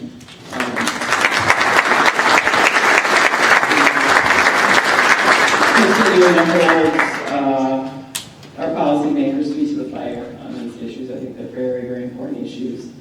Somebody who grew up in this neighborhood, worked in this community in a nonprofit for 10.5 years, we saw those folks coming in every day. 70% of the people we serve have felonies, cannot get a job, cannot get housing. What do you do when you're in that situation? And then just to comment on a couple things that were said, I think the race conversations, keep trying, keep having those. It is hard. If you have facilitators, it helps a lot, instead of just like a free-for-all. But we definitely can't police or incarcerate our way out of these problems. So that's very important to remember. And then Ray, I'm glad you said this, but I want to reiterate, it's not just the mental health, it's chemical health. So and I'm even going to go to community violence as a public health crisis. That these are things that are health issues, that we need to begin to treat these as public health problems instead of personal or moral failings that people need to be punished for, because punishment, frankly, does not work. And people will get out. The majority of people who are incarcerated will return to society. And do we want them more broken than when they went in, or able to be positive contributors? So with that, Justin, you're going to give everybody the breakdown on the legislative process or the political process around this. Yeah, absolutely. But I gotta speak to something real quick. So Abby, I really appreciate your heart. I'm sorry, Representative Whelan, I really appreciate your heart. And you got a job to do. All y'all got jobs to do. The struggles that my family has gone through in this state, being homeless and fighting and clawing our way to a point where my mom could buy a house and send her kids to college, the struggle she went through for that is unreasonable and ridiculous. And enough is enough. Enough is enough. Is enough enough? Yes. We all say enough is enough. Enough is enough. You got a job to do. We've been talking about this stuff in the barbershops and beauty salons for years. It is nice to see you part of the conversation finally. And to be honest, if it was other legislators 15 years ago, they wouldn't even be here. So I'm gonna give you props for being here. However, you got a job to do. Our state is headed in the wrong direction, and you know this. You can talk about slavery, you can reminisce about things of old and whatnot, but the reality is today we have the largest racial jobs gap. Today we have the largest voting gap, the racial voting gap. Today our neighborhoods are being bled dry by the criminal justice system. That's right. And you got a job to do. So we don't need an apology. We need you to support Restore the Vote. We need you to look at other options. We need to look at other options besides opening this prison, and understand that prison impacts our community, and the poverty in our community impacts your community as well. I got you. Ray wants me to move on, but do we agree these folks got a job to do? Oh yeah. So speaking of the political process, how can we help support you getting the votes to support the policies that we've already put in front of you? There was a black legislative agenda that came out, the Mesa Latina supporting driver's licenses. There's a whole agenda that has been laid before you, and none of our policies have moved this year. Not in the House. So you can talk about racial justice, or you can be about racial justice. And in this community, we don't talk about it, we be about it. I want to acknowledge Janae McAfee, who snuck you. Sorry, I asked her. The governor's office is here, so I just want to acknowledge that. The staff from Jamal was here from Ellison's office. Congressman Ellison's office. Sorry, I'm a little wound up. So here's some next steps I want to lay out for y'all. So the political process, we got about a month left of the legislative session. If I miss something, there's people in this room who can help me fill in the blanks. So just know that. The bill to reopen Appleton is found its way, is on a path, right? And so I think we need to continue to have conversations around what some alternatives to that could be. Restore the Vote, restoration of voting rights, is also on a path. We could really use your support in helping to restore voting rights for 47,000 people across the state. If you want to get involved, the Justice for All program, one of the reasons we partner with Ray is because Ray is one of us, right? Like Ray comes from, is one of the reasons I have a job, right? We also want to just lift up the fact that anyone in this room can be involved in the Justice for All program. Everyone should have got a flyer. Was there a flyer? Tommy? Everyone have a flyer for our next member meeting, which is next Thursday, which will be talking about spending time on the phones, talking to people across the state. We've called thousands of people across the state to make sure people are engaged in the political process, and we invite you to join us, as well as talk about other ways we can show up at the Capitol. Is there anything else you want me to cover? No, just... It's been a long day. If I'd add anything, man, getting involved is what makes change. If you sit home and you click on that standard email that 500 other people are clicking on, I don't know about you guys, I read one and I know the rest are the same, and I don't really respond. But when some people come to my office, knock on my door, and sit down and have a conversation with me, it's a whole different experience for me. And when I hear their stories personally, what it means to them, and whether or not that's a story that I connect with or a story that I don't connect with, but it makes sense to me, it really impacts me. So that's the only thing I would add, get involved. So now we have some time for some question and answers, and I'm going to sort of take this over and moderate it. I'm going to give you the mic, Joe. So one of the things that we wanted to talk about was sentencing realignment in Appleton, and we really haven't begun to broach that conversation. We know that the Appleton Prison has been incorporated into the larger public safety bill, and it'll be heard this Thursday in the House as part of it.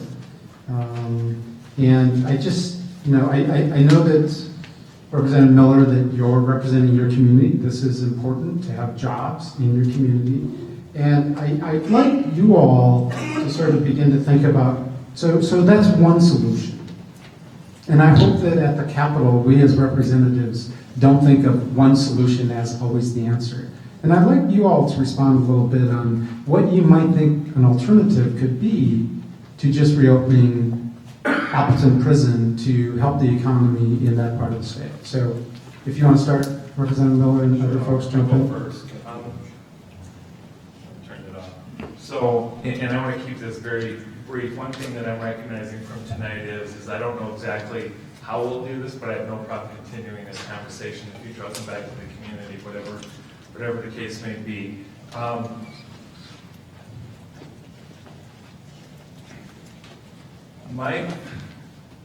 Would jobs in Appleton help that community? Yes. But when you say that I'm representing the community because of that, I know you don't know me and you don't know my heart, but I'm not doing this to try and create jobs in Appleton.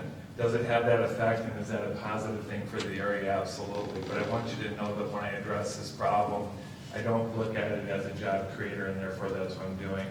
So, and I won't go any further into it than that, but what I will say is some of the things that we can talk about, I totally hear on what you're saying about prison population reform, basically people that don't belong in prison. And I agree, if someone does not belong in prison, and not by my definition, but I mean, if people do not belong in our society, so if they do not belong in prison, I don't want that to happen. If that reduces the number and that means that Appleton doesn't open, then I'm 100% for it. What I'm concerned about when I hear prison population reform is that we talk about the numbers. Justin, you and I, we talked about this on the radio, that we have a bad problem when we talk about numbers, don't we? Because people aren't numbers of people. And like we've discovered here tonight, that they're all individuals and they have real stories. So let's talk about that and let's do the changes that happen with that. If that means after doing that work, the Appleton Prison doesn't open, and so be it. I don't have any problem with that at all.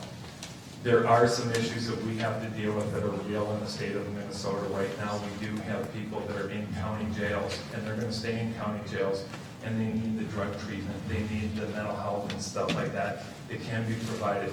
Now, do I want to see those people incarcerated? No, I don't.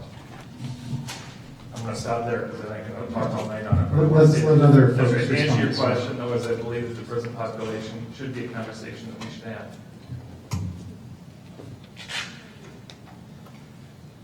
Your question dealt with the population, economic. Yeah, the issue of jobs in that part of the state. I'm from that part of the state, and actually, I represent 42 small communities. And really, when you start to look at it, we are not much different. We have economic concerns where we're at. The school that I was served as a school board member before I came here, 76% reduced lunches because we're Native Americans and whites who are have economic challenges in the community I live, and so forth. So I get it. We're no different, and I have to agree with Representative Miller. I know Appleton also. It's 60 miles away. I would say 65 from where I live. My district that I represent is 7 miles away. It's not about and I've talked to, I know the people Big Stone County is next to. It's not like we just want to open up the prison. What we're looking for out there is ways to help state of Minnesota, because as an EMT, when I pick up people with mental illness, we take them to the emergency room, they're not going to get the treatment they're in a small rural community hospital. They're not going to get the treatment of mental health or chemical dependency from a county jail or from ER. So we do have to reform the system. So I just don't want to think people, and I'm not saying you are, but I want to also clear this up, is that we in Greater Minnesota don't think, okay, this is economic boom because we can take advantage of someone's. We're trying to help the whole society, and I just want to point that out too, so thank you.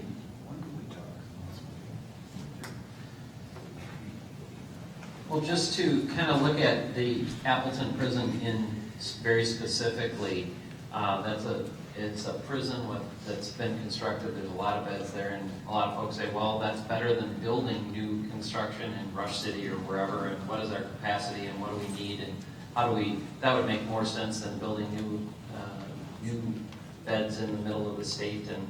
And I think, you know, it's just kind of a numbers discussion initially, but then you kind of look at it and you say, well, the reaction was very specific to the African American community and geographic in Minneapolis. That this is, it was very real. This is a very direct reaction. And I think you have to look at more broadly, what are we going to be doing in the legislative session? You know, just a couple of things that we're looking at treating addiction differently, particularly people with kids, particularly moms with kids, where we were at one time looking at incarceration, now we're looking at inpatient treatment. Actually, the best thing to do is intensive outpatient treatment for moms with children, because little kids need to be with their moms even if their moms are addicted, because breaking up that family can really, really cause a lot of disruption and recidivism. So that's one of the issues that we're looking at. Also, a great program called Twin Cities Rise that I've been working with. We passed some legislation on that really looks at training for people who have, for offenders as they're reintroduced, to try to get them job training. And it's a pay for performance project where they don't get paid unless they show results. They've had some fantastic results. So we've got another really exciting piece of legislation moving forward this year with Twin Cities Rise that's really aimed at reintroduction, getting jobs back for opportunity. So those are a couple of opportunities that I think that we can really look at that aim to reduce the amount of people heading back to prison who've been out of prison, and also reintroduce them to the economy and to jobs and a brighter future. So those are maybe some pieces of that aren't specifically on that I'm thinking about as I say. So instead of having you guys keep going now, I want to mix up a few other questions. So you guys can grab the mic and grab this next question. So when we talk about the current overcrowding, you know, we talk about roughly between 500 and 570 on any given day are currently housed in county jails where they don't have access to programming. And the recent sentencing guidelines recommendations would begin to have an impact in like 2018, 2019. And that was the slight changes on first-degree drug crimes and second-degree drug crimes. Now, there's been other proposals that have come out that talk about changing fifth-degree crimes to gross misdemeanors from felony, and I believe that has like an immediate savings around 400 beds. So when I look at the numbers of the things that we can do, in a matter of 3 years, we can reduce our prison population by close to 1,000 without opening Appleton. And that changes then a whole equation, but the question is, you know, what are we going to be willing as a legislature to take on as far as reforming our sentencing? And I think that ultimately the question is going to be is, how do we begin to address what you were recently speaking to, Representative Dehn, about treating chemical dependency and treating mental health? Because although we can reduce those populations, we need to have the services out in the community for them, which then are going to add more burden, not to say burden, but more resources will be needed from health and social services. So I guess my question to you, Representative Whelan and Representative Lohmer, I mean, is that something you all can support? Well, to the issue of mental health, that's actually, like I had mentioned before, the Anoka Metro Regional Treatment Center is the largest facility for mental health in the state. And one of the things that really concerns me is often as a legislature we pass things that they sound great and we think they're going to do great things, but they have a lot of unintended consequences. And that's something that happened a couple of years ago with the 48-hour rule.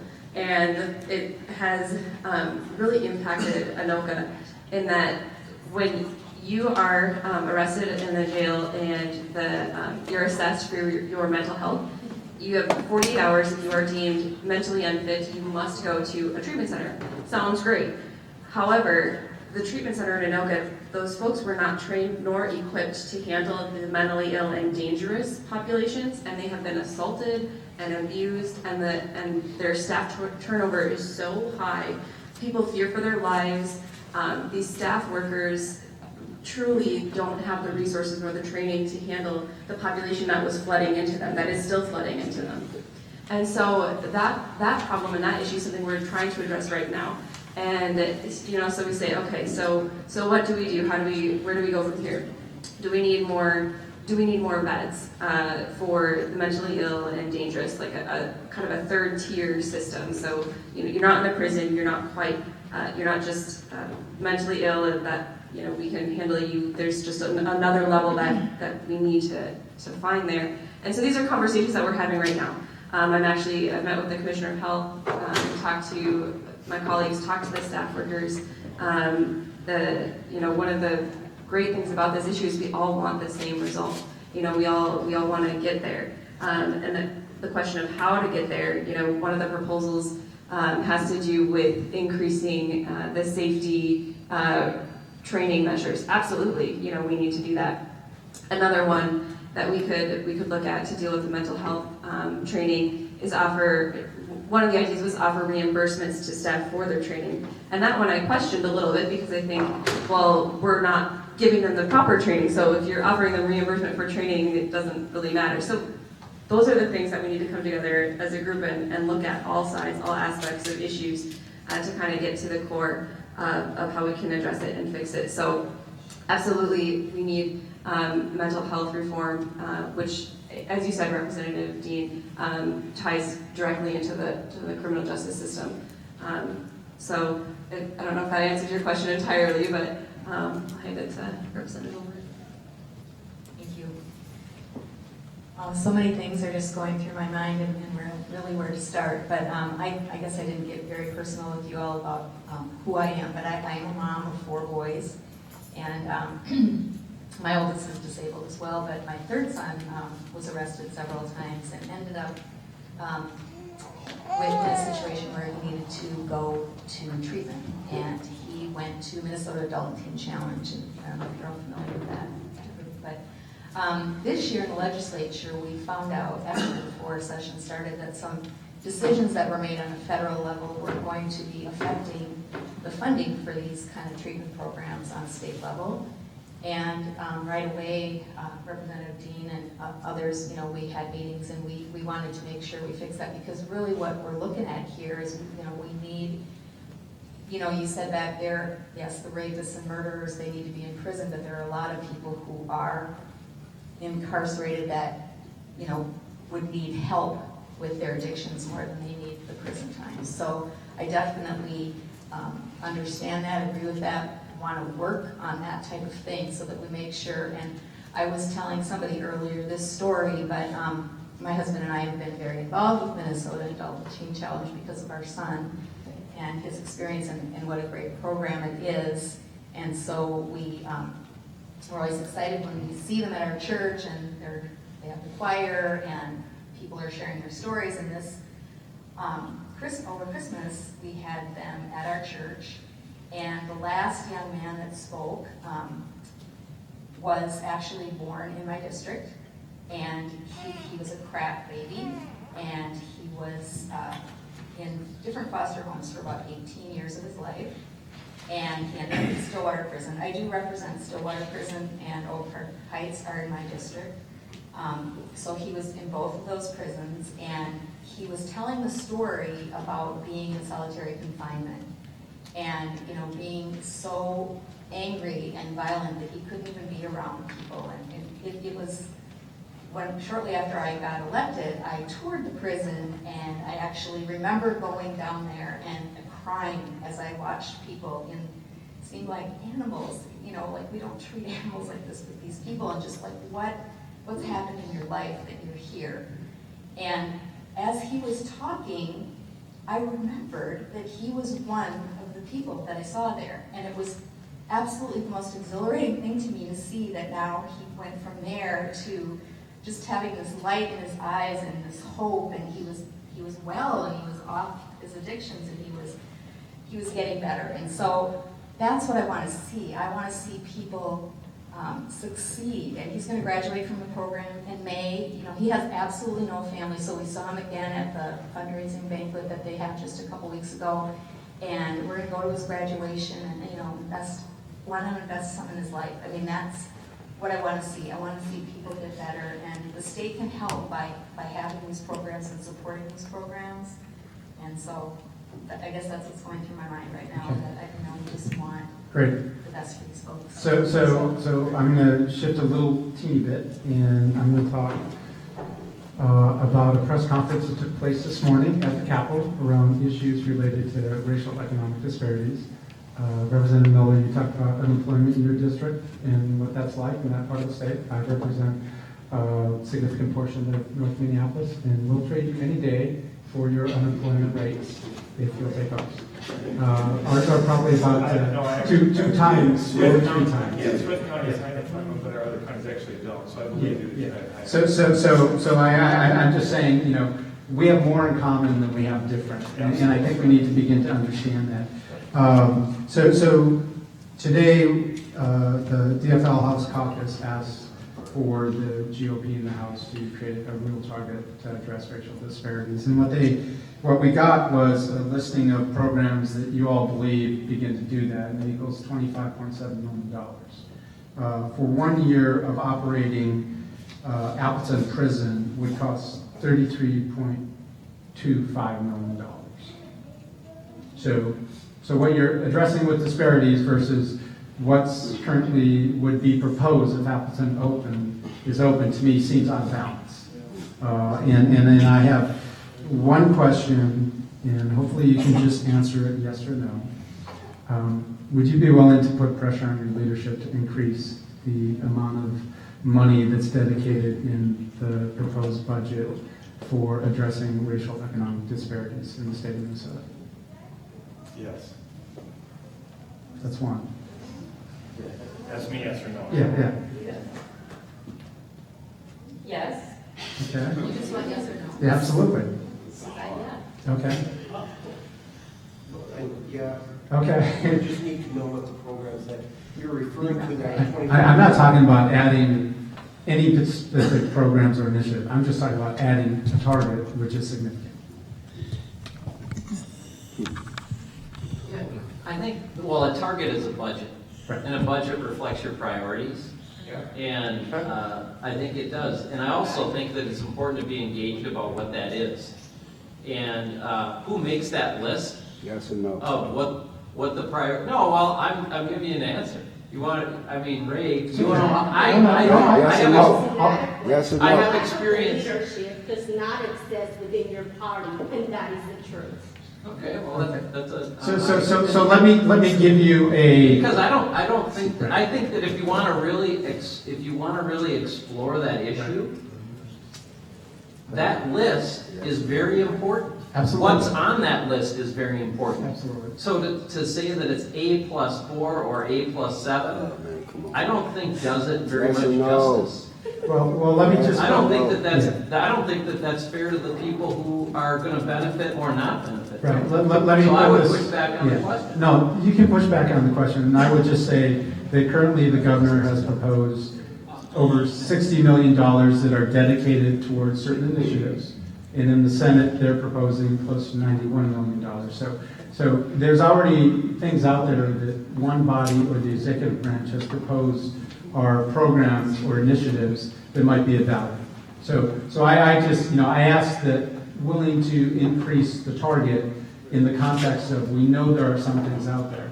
So we can say, yes, some programs, maybe some programs or initiatives not, but I just, I asked you to just put a little pressure on your leadership. Yeah, and so you asked for yes or no initially, and I'm happy to say yes, but I just do think it is important to kind of talk about context and what that looks like too. Pressure on leadership, for me, yeah, I'm happy to go and talk to leadership and say, this is really important, we need to do something. These things are, they're not gonna go away, and how do we address it? What's the best way to address it? Let's have that conversation, and I think that resources definitely need to be put into the programs that work the best. Representative Lohmer mentioned one that we know works really well. Let's invest in that. Let's invest in what works and what we know works. I just thought, just to... No, I thought it was good. I wasn't meaning to catch you guys at any point, don't get me wrong. The big boys and big girls, they're all right. So one thing I want to do is we mentioned Appleton, we talked about CCA, and my biggest angst with CCA is as a private corporation, and I know that we would have DOC operating it, but ultimately CCA has been a bad player around issues of immigration. They have been one of the largest funders of lobbying money in the southwestern United States to put in place laws in areas like Arizona where an officer can pull you over for how you look and then take you and lock you up, and CCA then makes money from that. And they were a large portion. So a lot of my angst, not all of it, but a lot is CCA has been a bad player in the issue of privatization of prisons. And with that, I'm not going to ask you guys any more questions. We're going to try to get a few questions from the audience here, and that you all can respond. We're supposed to be done by 8, so we've got about 12 minutes, so if you can keep your response to like a minute, and then we'll give everybody like 30 seconds to sum up, okay? Thank you. So my name is Catalina Morales. I'm an organizer with ELSEA, a faith-based organization, and I organize around immigration issues with the Latino community and mass incarceration. And just to give you guys a background of where I'm coming from, I'm 25, and for 23 of those years I've been undocumented in this country. And I really want to talk about driver's license with you guys and how it links to mass incarceration, actually, and CCA. The conversations that I have had this year around immigration and driver's license, most of our youth are getting incarcerated. And we don't talk about that. Like when we talk about mass incarceration, we don't talk about the Latino community. And they're getting incarcerated, these youth that are getting incarcerated, their parents were deported. So when I think about how I grew up and things like that and the trauma that kids go through, I understand that's a federal problem, right, our immigration system. But in reality, driver's license is a local solution to these things. Because when you have your parents in another country, you have to grow up real quick. I haven't seen my dad for 14 years, and he's dying, and I can't go see him.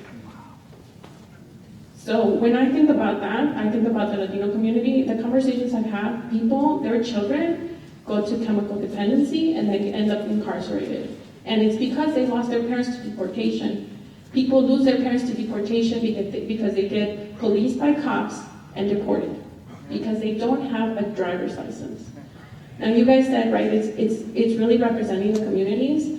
I would say, think about the community you represent and who are the people in the restaurants, who are the people cleaning them, right? Think about all those people that work in your communities. The other thing I want to say is Latinos, we get deductions from our checks the same way everyone in this room does, documented or undocumented. And then after that, we do our taxes because the IRS does give us a 910 number. We do our taxes and then we don't get the same amount back if we were documented. So when we talk about that money goes into the state. So I really want to talk about, when I talk to, you guys that represent the community, I don't want to talk about the legal status. I want to talk about the fact that we contribute to this economy as much as everybody else does, and we're not being represented. And one of the things you guys talked about, racial disparities, right? And that you want to talk about those. Well, why don't you just listen? We've been fighting for driver's license forever. So I want to know what you guys are going to do about driver's license, because this is linked to CCA and mass incarceration.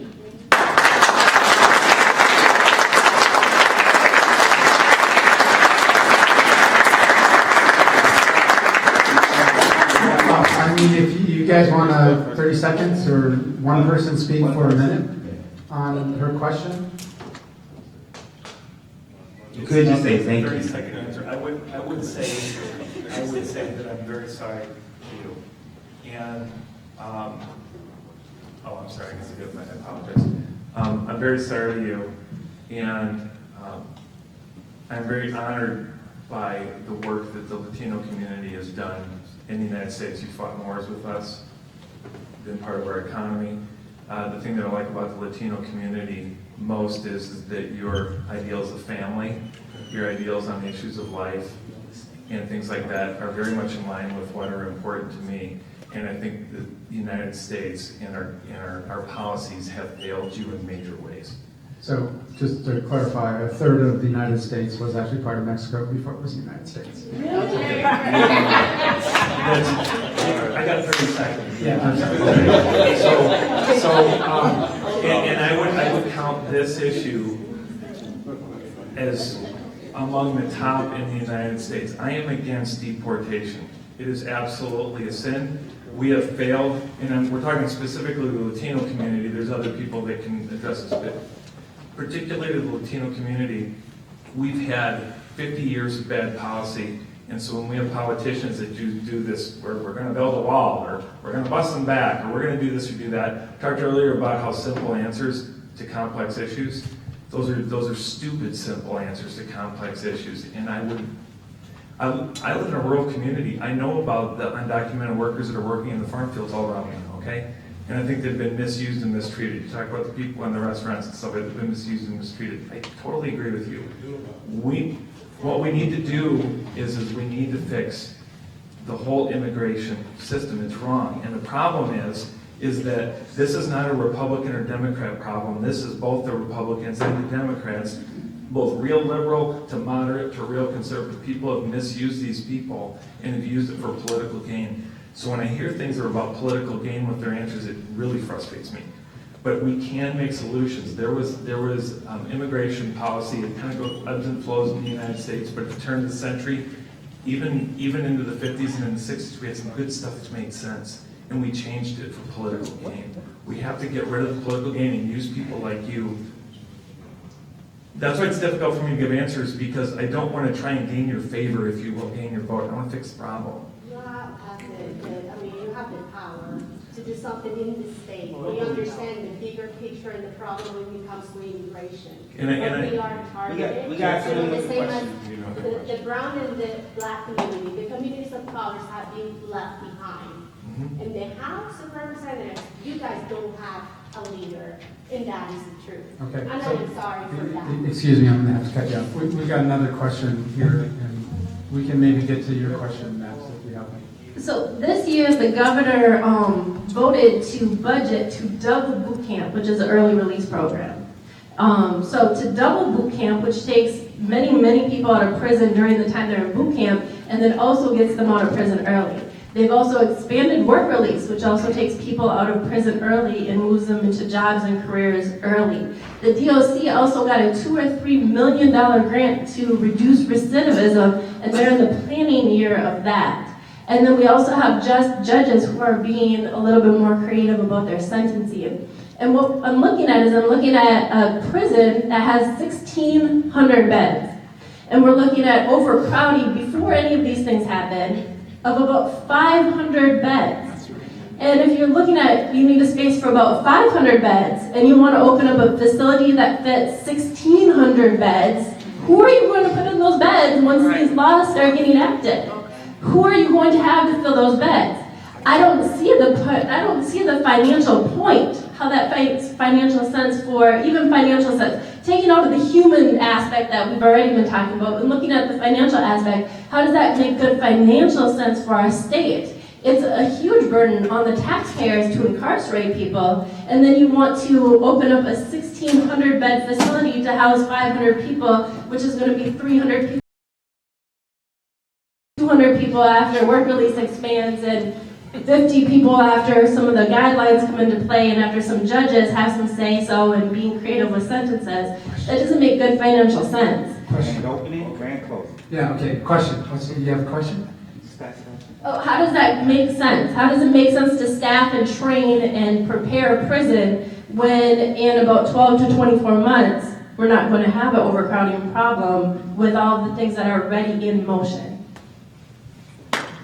Just to quickly answer, 100% proof, because I was incarcerated in Appleton Prison before it shut down. You wonder how are they going to fill those other 1,100 beds, hypothetically? They will, because when I was incarcerated there, the other side of the prison, they ship people in, inmates in from Walla Walla, Washington. They will fill those beds and they will profit and they will make a ton of money off of human bodies, off of new slaves.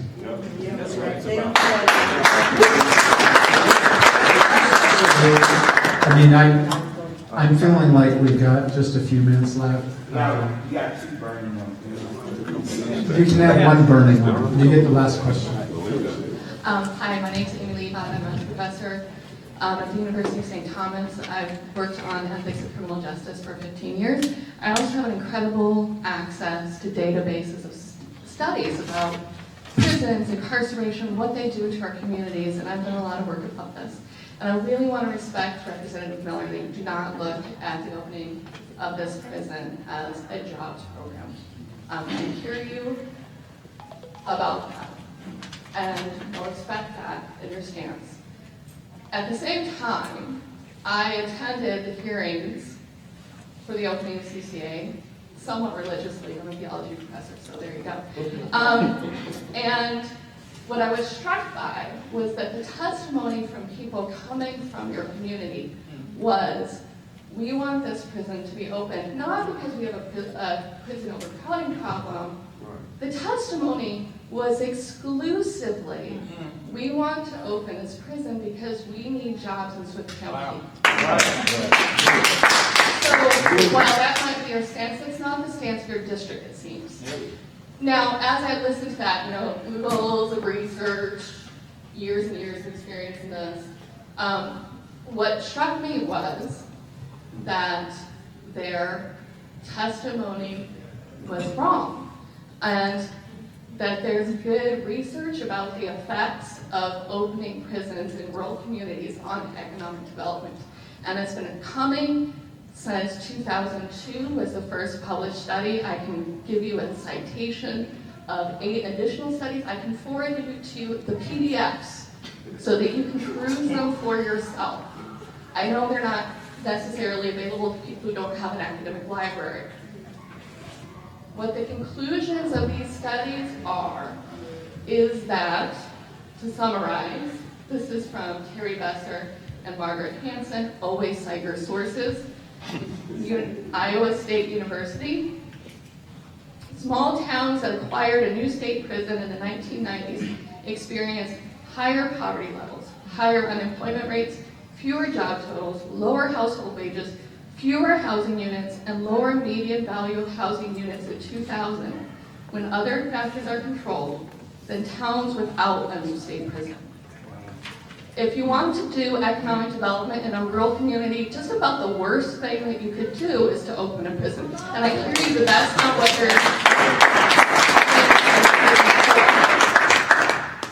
they're... In doing this research, always check the footnotes. One thing that I was struck by was these folks kept citing this article that was in the Economic Development Digest in 2002 by a woman named Vanetta Doyle. Now, I couldn't find this anywhere, and I looked real hard, and I had some professional librarians look hard. So I eventually got Vanetta Doyle, who's the journalist, to forward it to me. And it quotes a current county commissioner in Swift County, Gary Hendricks. You might know him. My understanding is it's a small community. And in 2002, what he said is, this is a paraphrase, I can pull up the exact quote. They told us that when we build it, they would come, that we would get the jobs. And that just has not panned out. So in 2002, Gary Hendricks, County Commissioner of Swift County, knew that this was not something that necessarily contributed to economic development. So my question is, recognizing that you're not advocating this for the sake of economic development, how are you going to communicate to your community the dangers brought by reopening this prison to the long-term economic future of Swift County?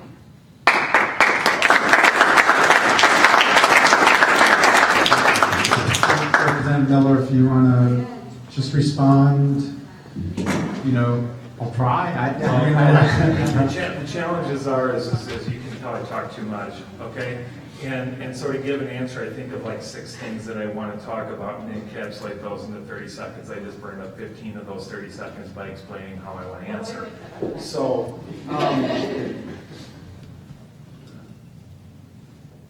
I think the priorities for me are, I both represent my district and the state of Minnesota. We constantly have that.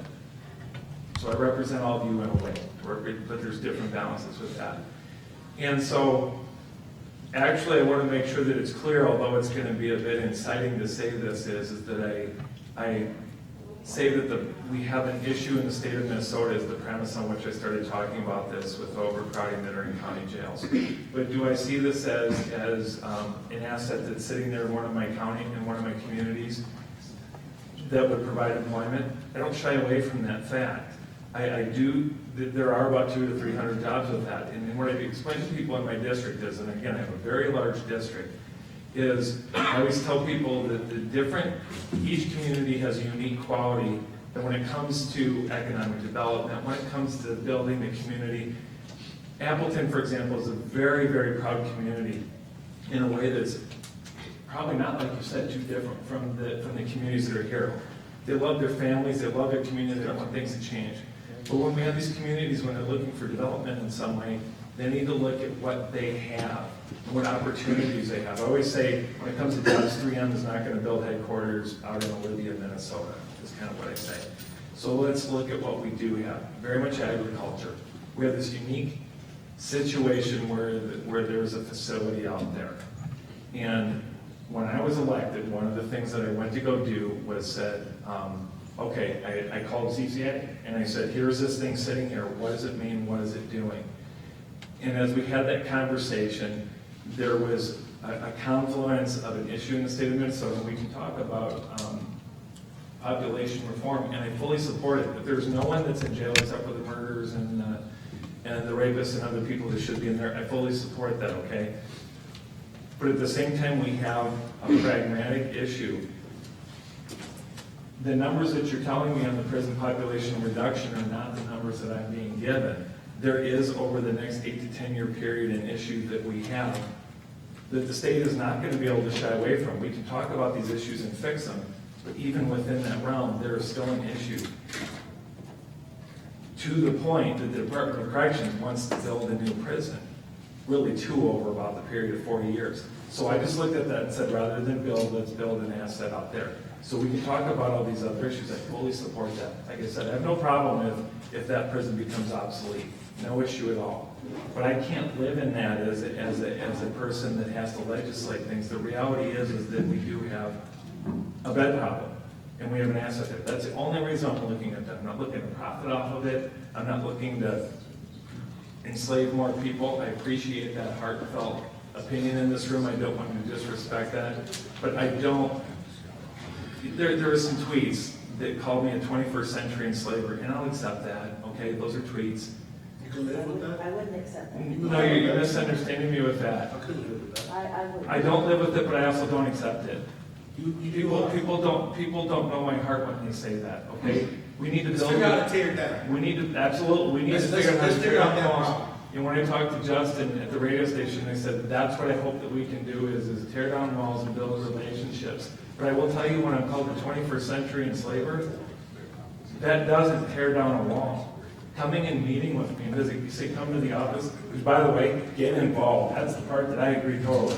Whether it's voting or it's running for president of Minnesota. How can they vote when you won't allow them to vote? I'm going to try to take back the room a little bit. We're over, and I want you to finish up, Representative Miller, and you're actually going to have the last word, and then I just have a couple comments. So go ahead. A couple more minutes. Go ahead. No, and I'll wrap it up. I appreciate we're trying to do a lot in 2 hours, so I really appreciate your time here. I thank you for coming and your willingness to come and talk to us. I really wanted to emphasize us not talking too much, and I do feel that I personally failed you a little bit there.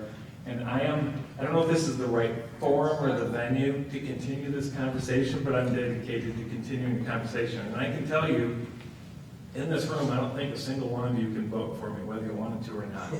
So my point being is I'm not here to gain votes by having this conversation, okay? I'm not trying to build myself up as important by coming here. What I'm saying is I do believe that we have problems in the state of Minnesota that need to have conversation. And if I'm just one person that's willing to figure out a way to do that, I'm willing to do that. So we can figure out a way to have continuing conversations. I'm totally open to that. So that's sort of the last official thing that we're going to hear from us. I want to thank all of you that came out tonight. It's your time, so thank you. This conversation needs to continue, and I believe it will continue. And I want to thank my colleagues from the other side of the aisle for coming to North Minneapolis and hearing from folks and saying a few words. Appreciate it.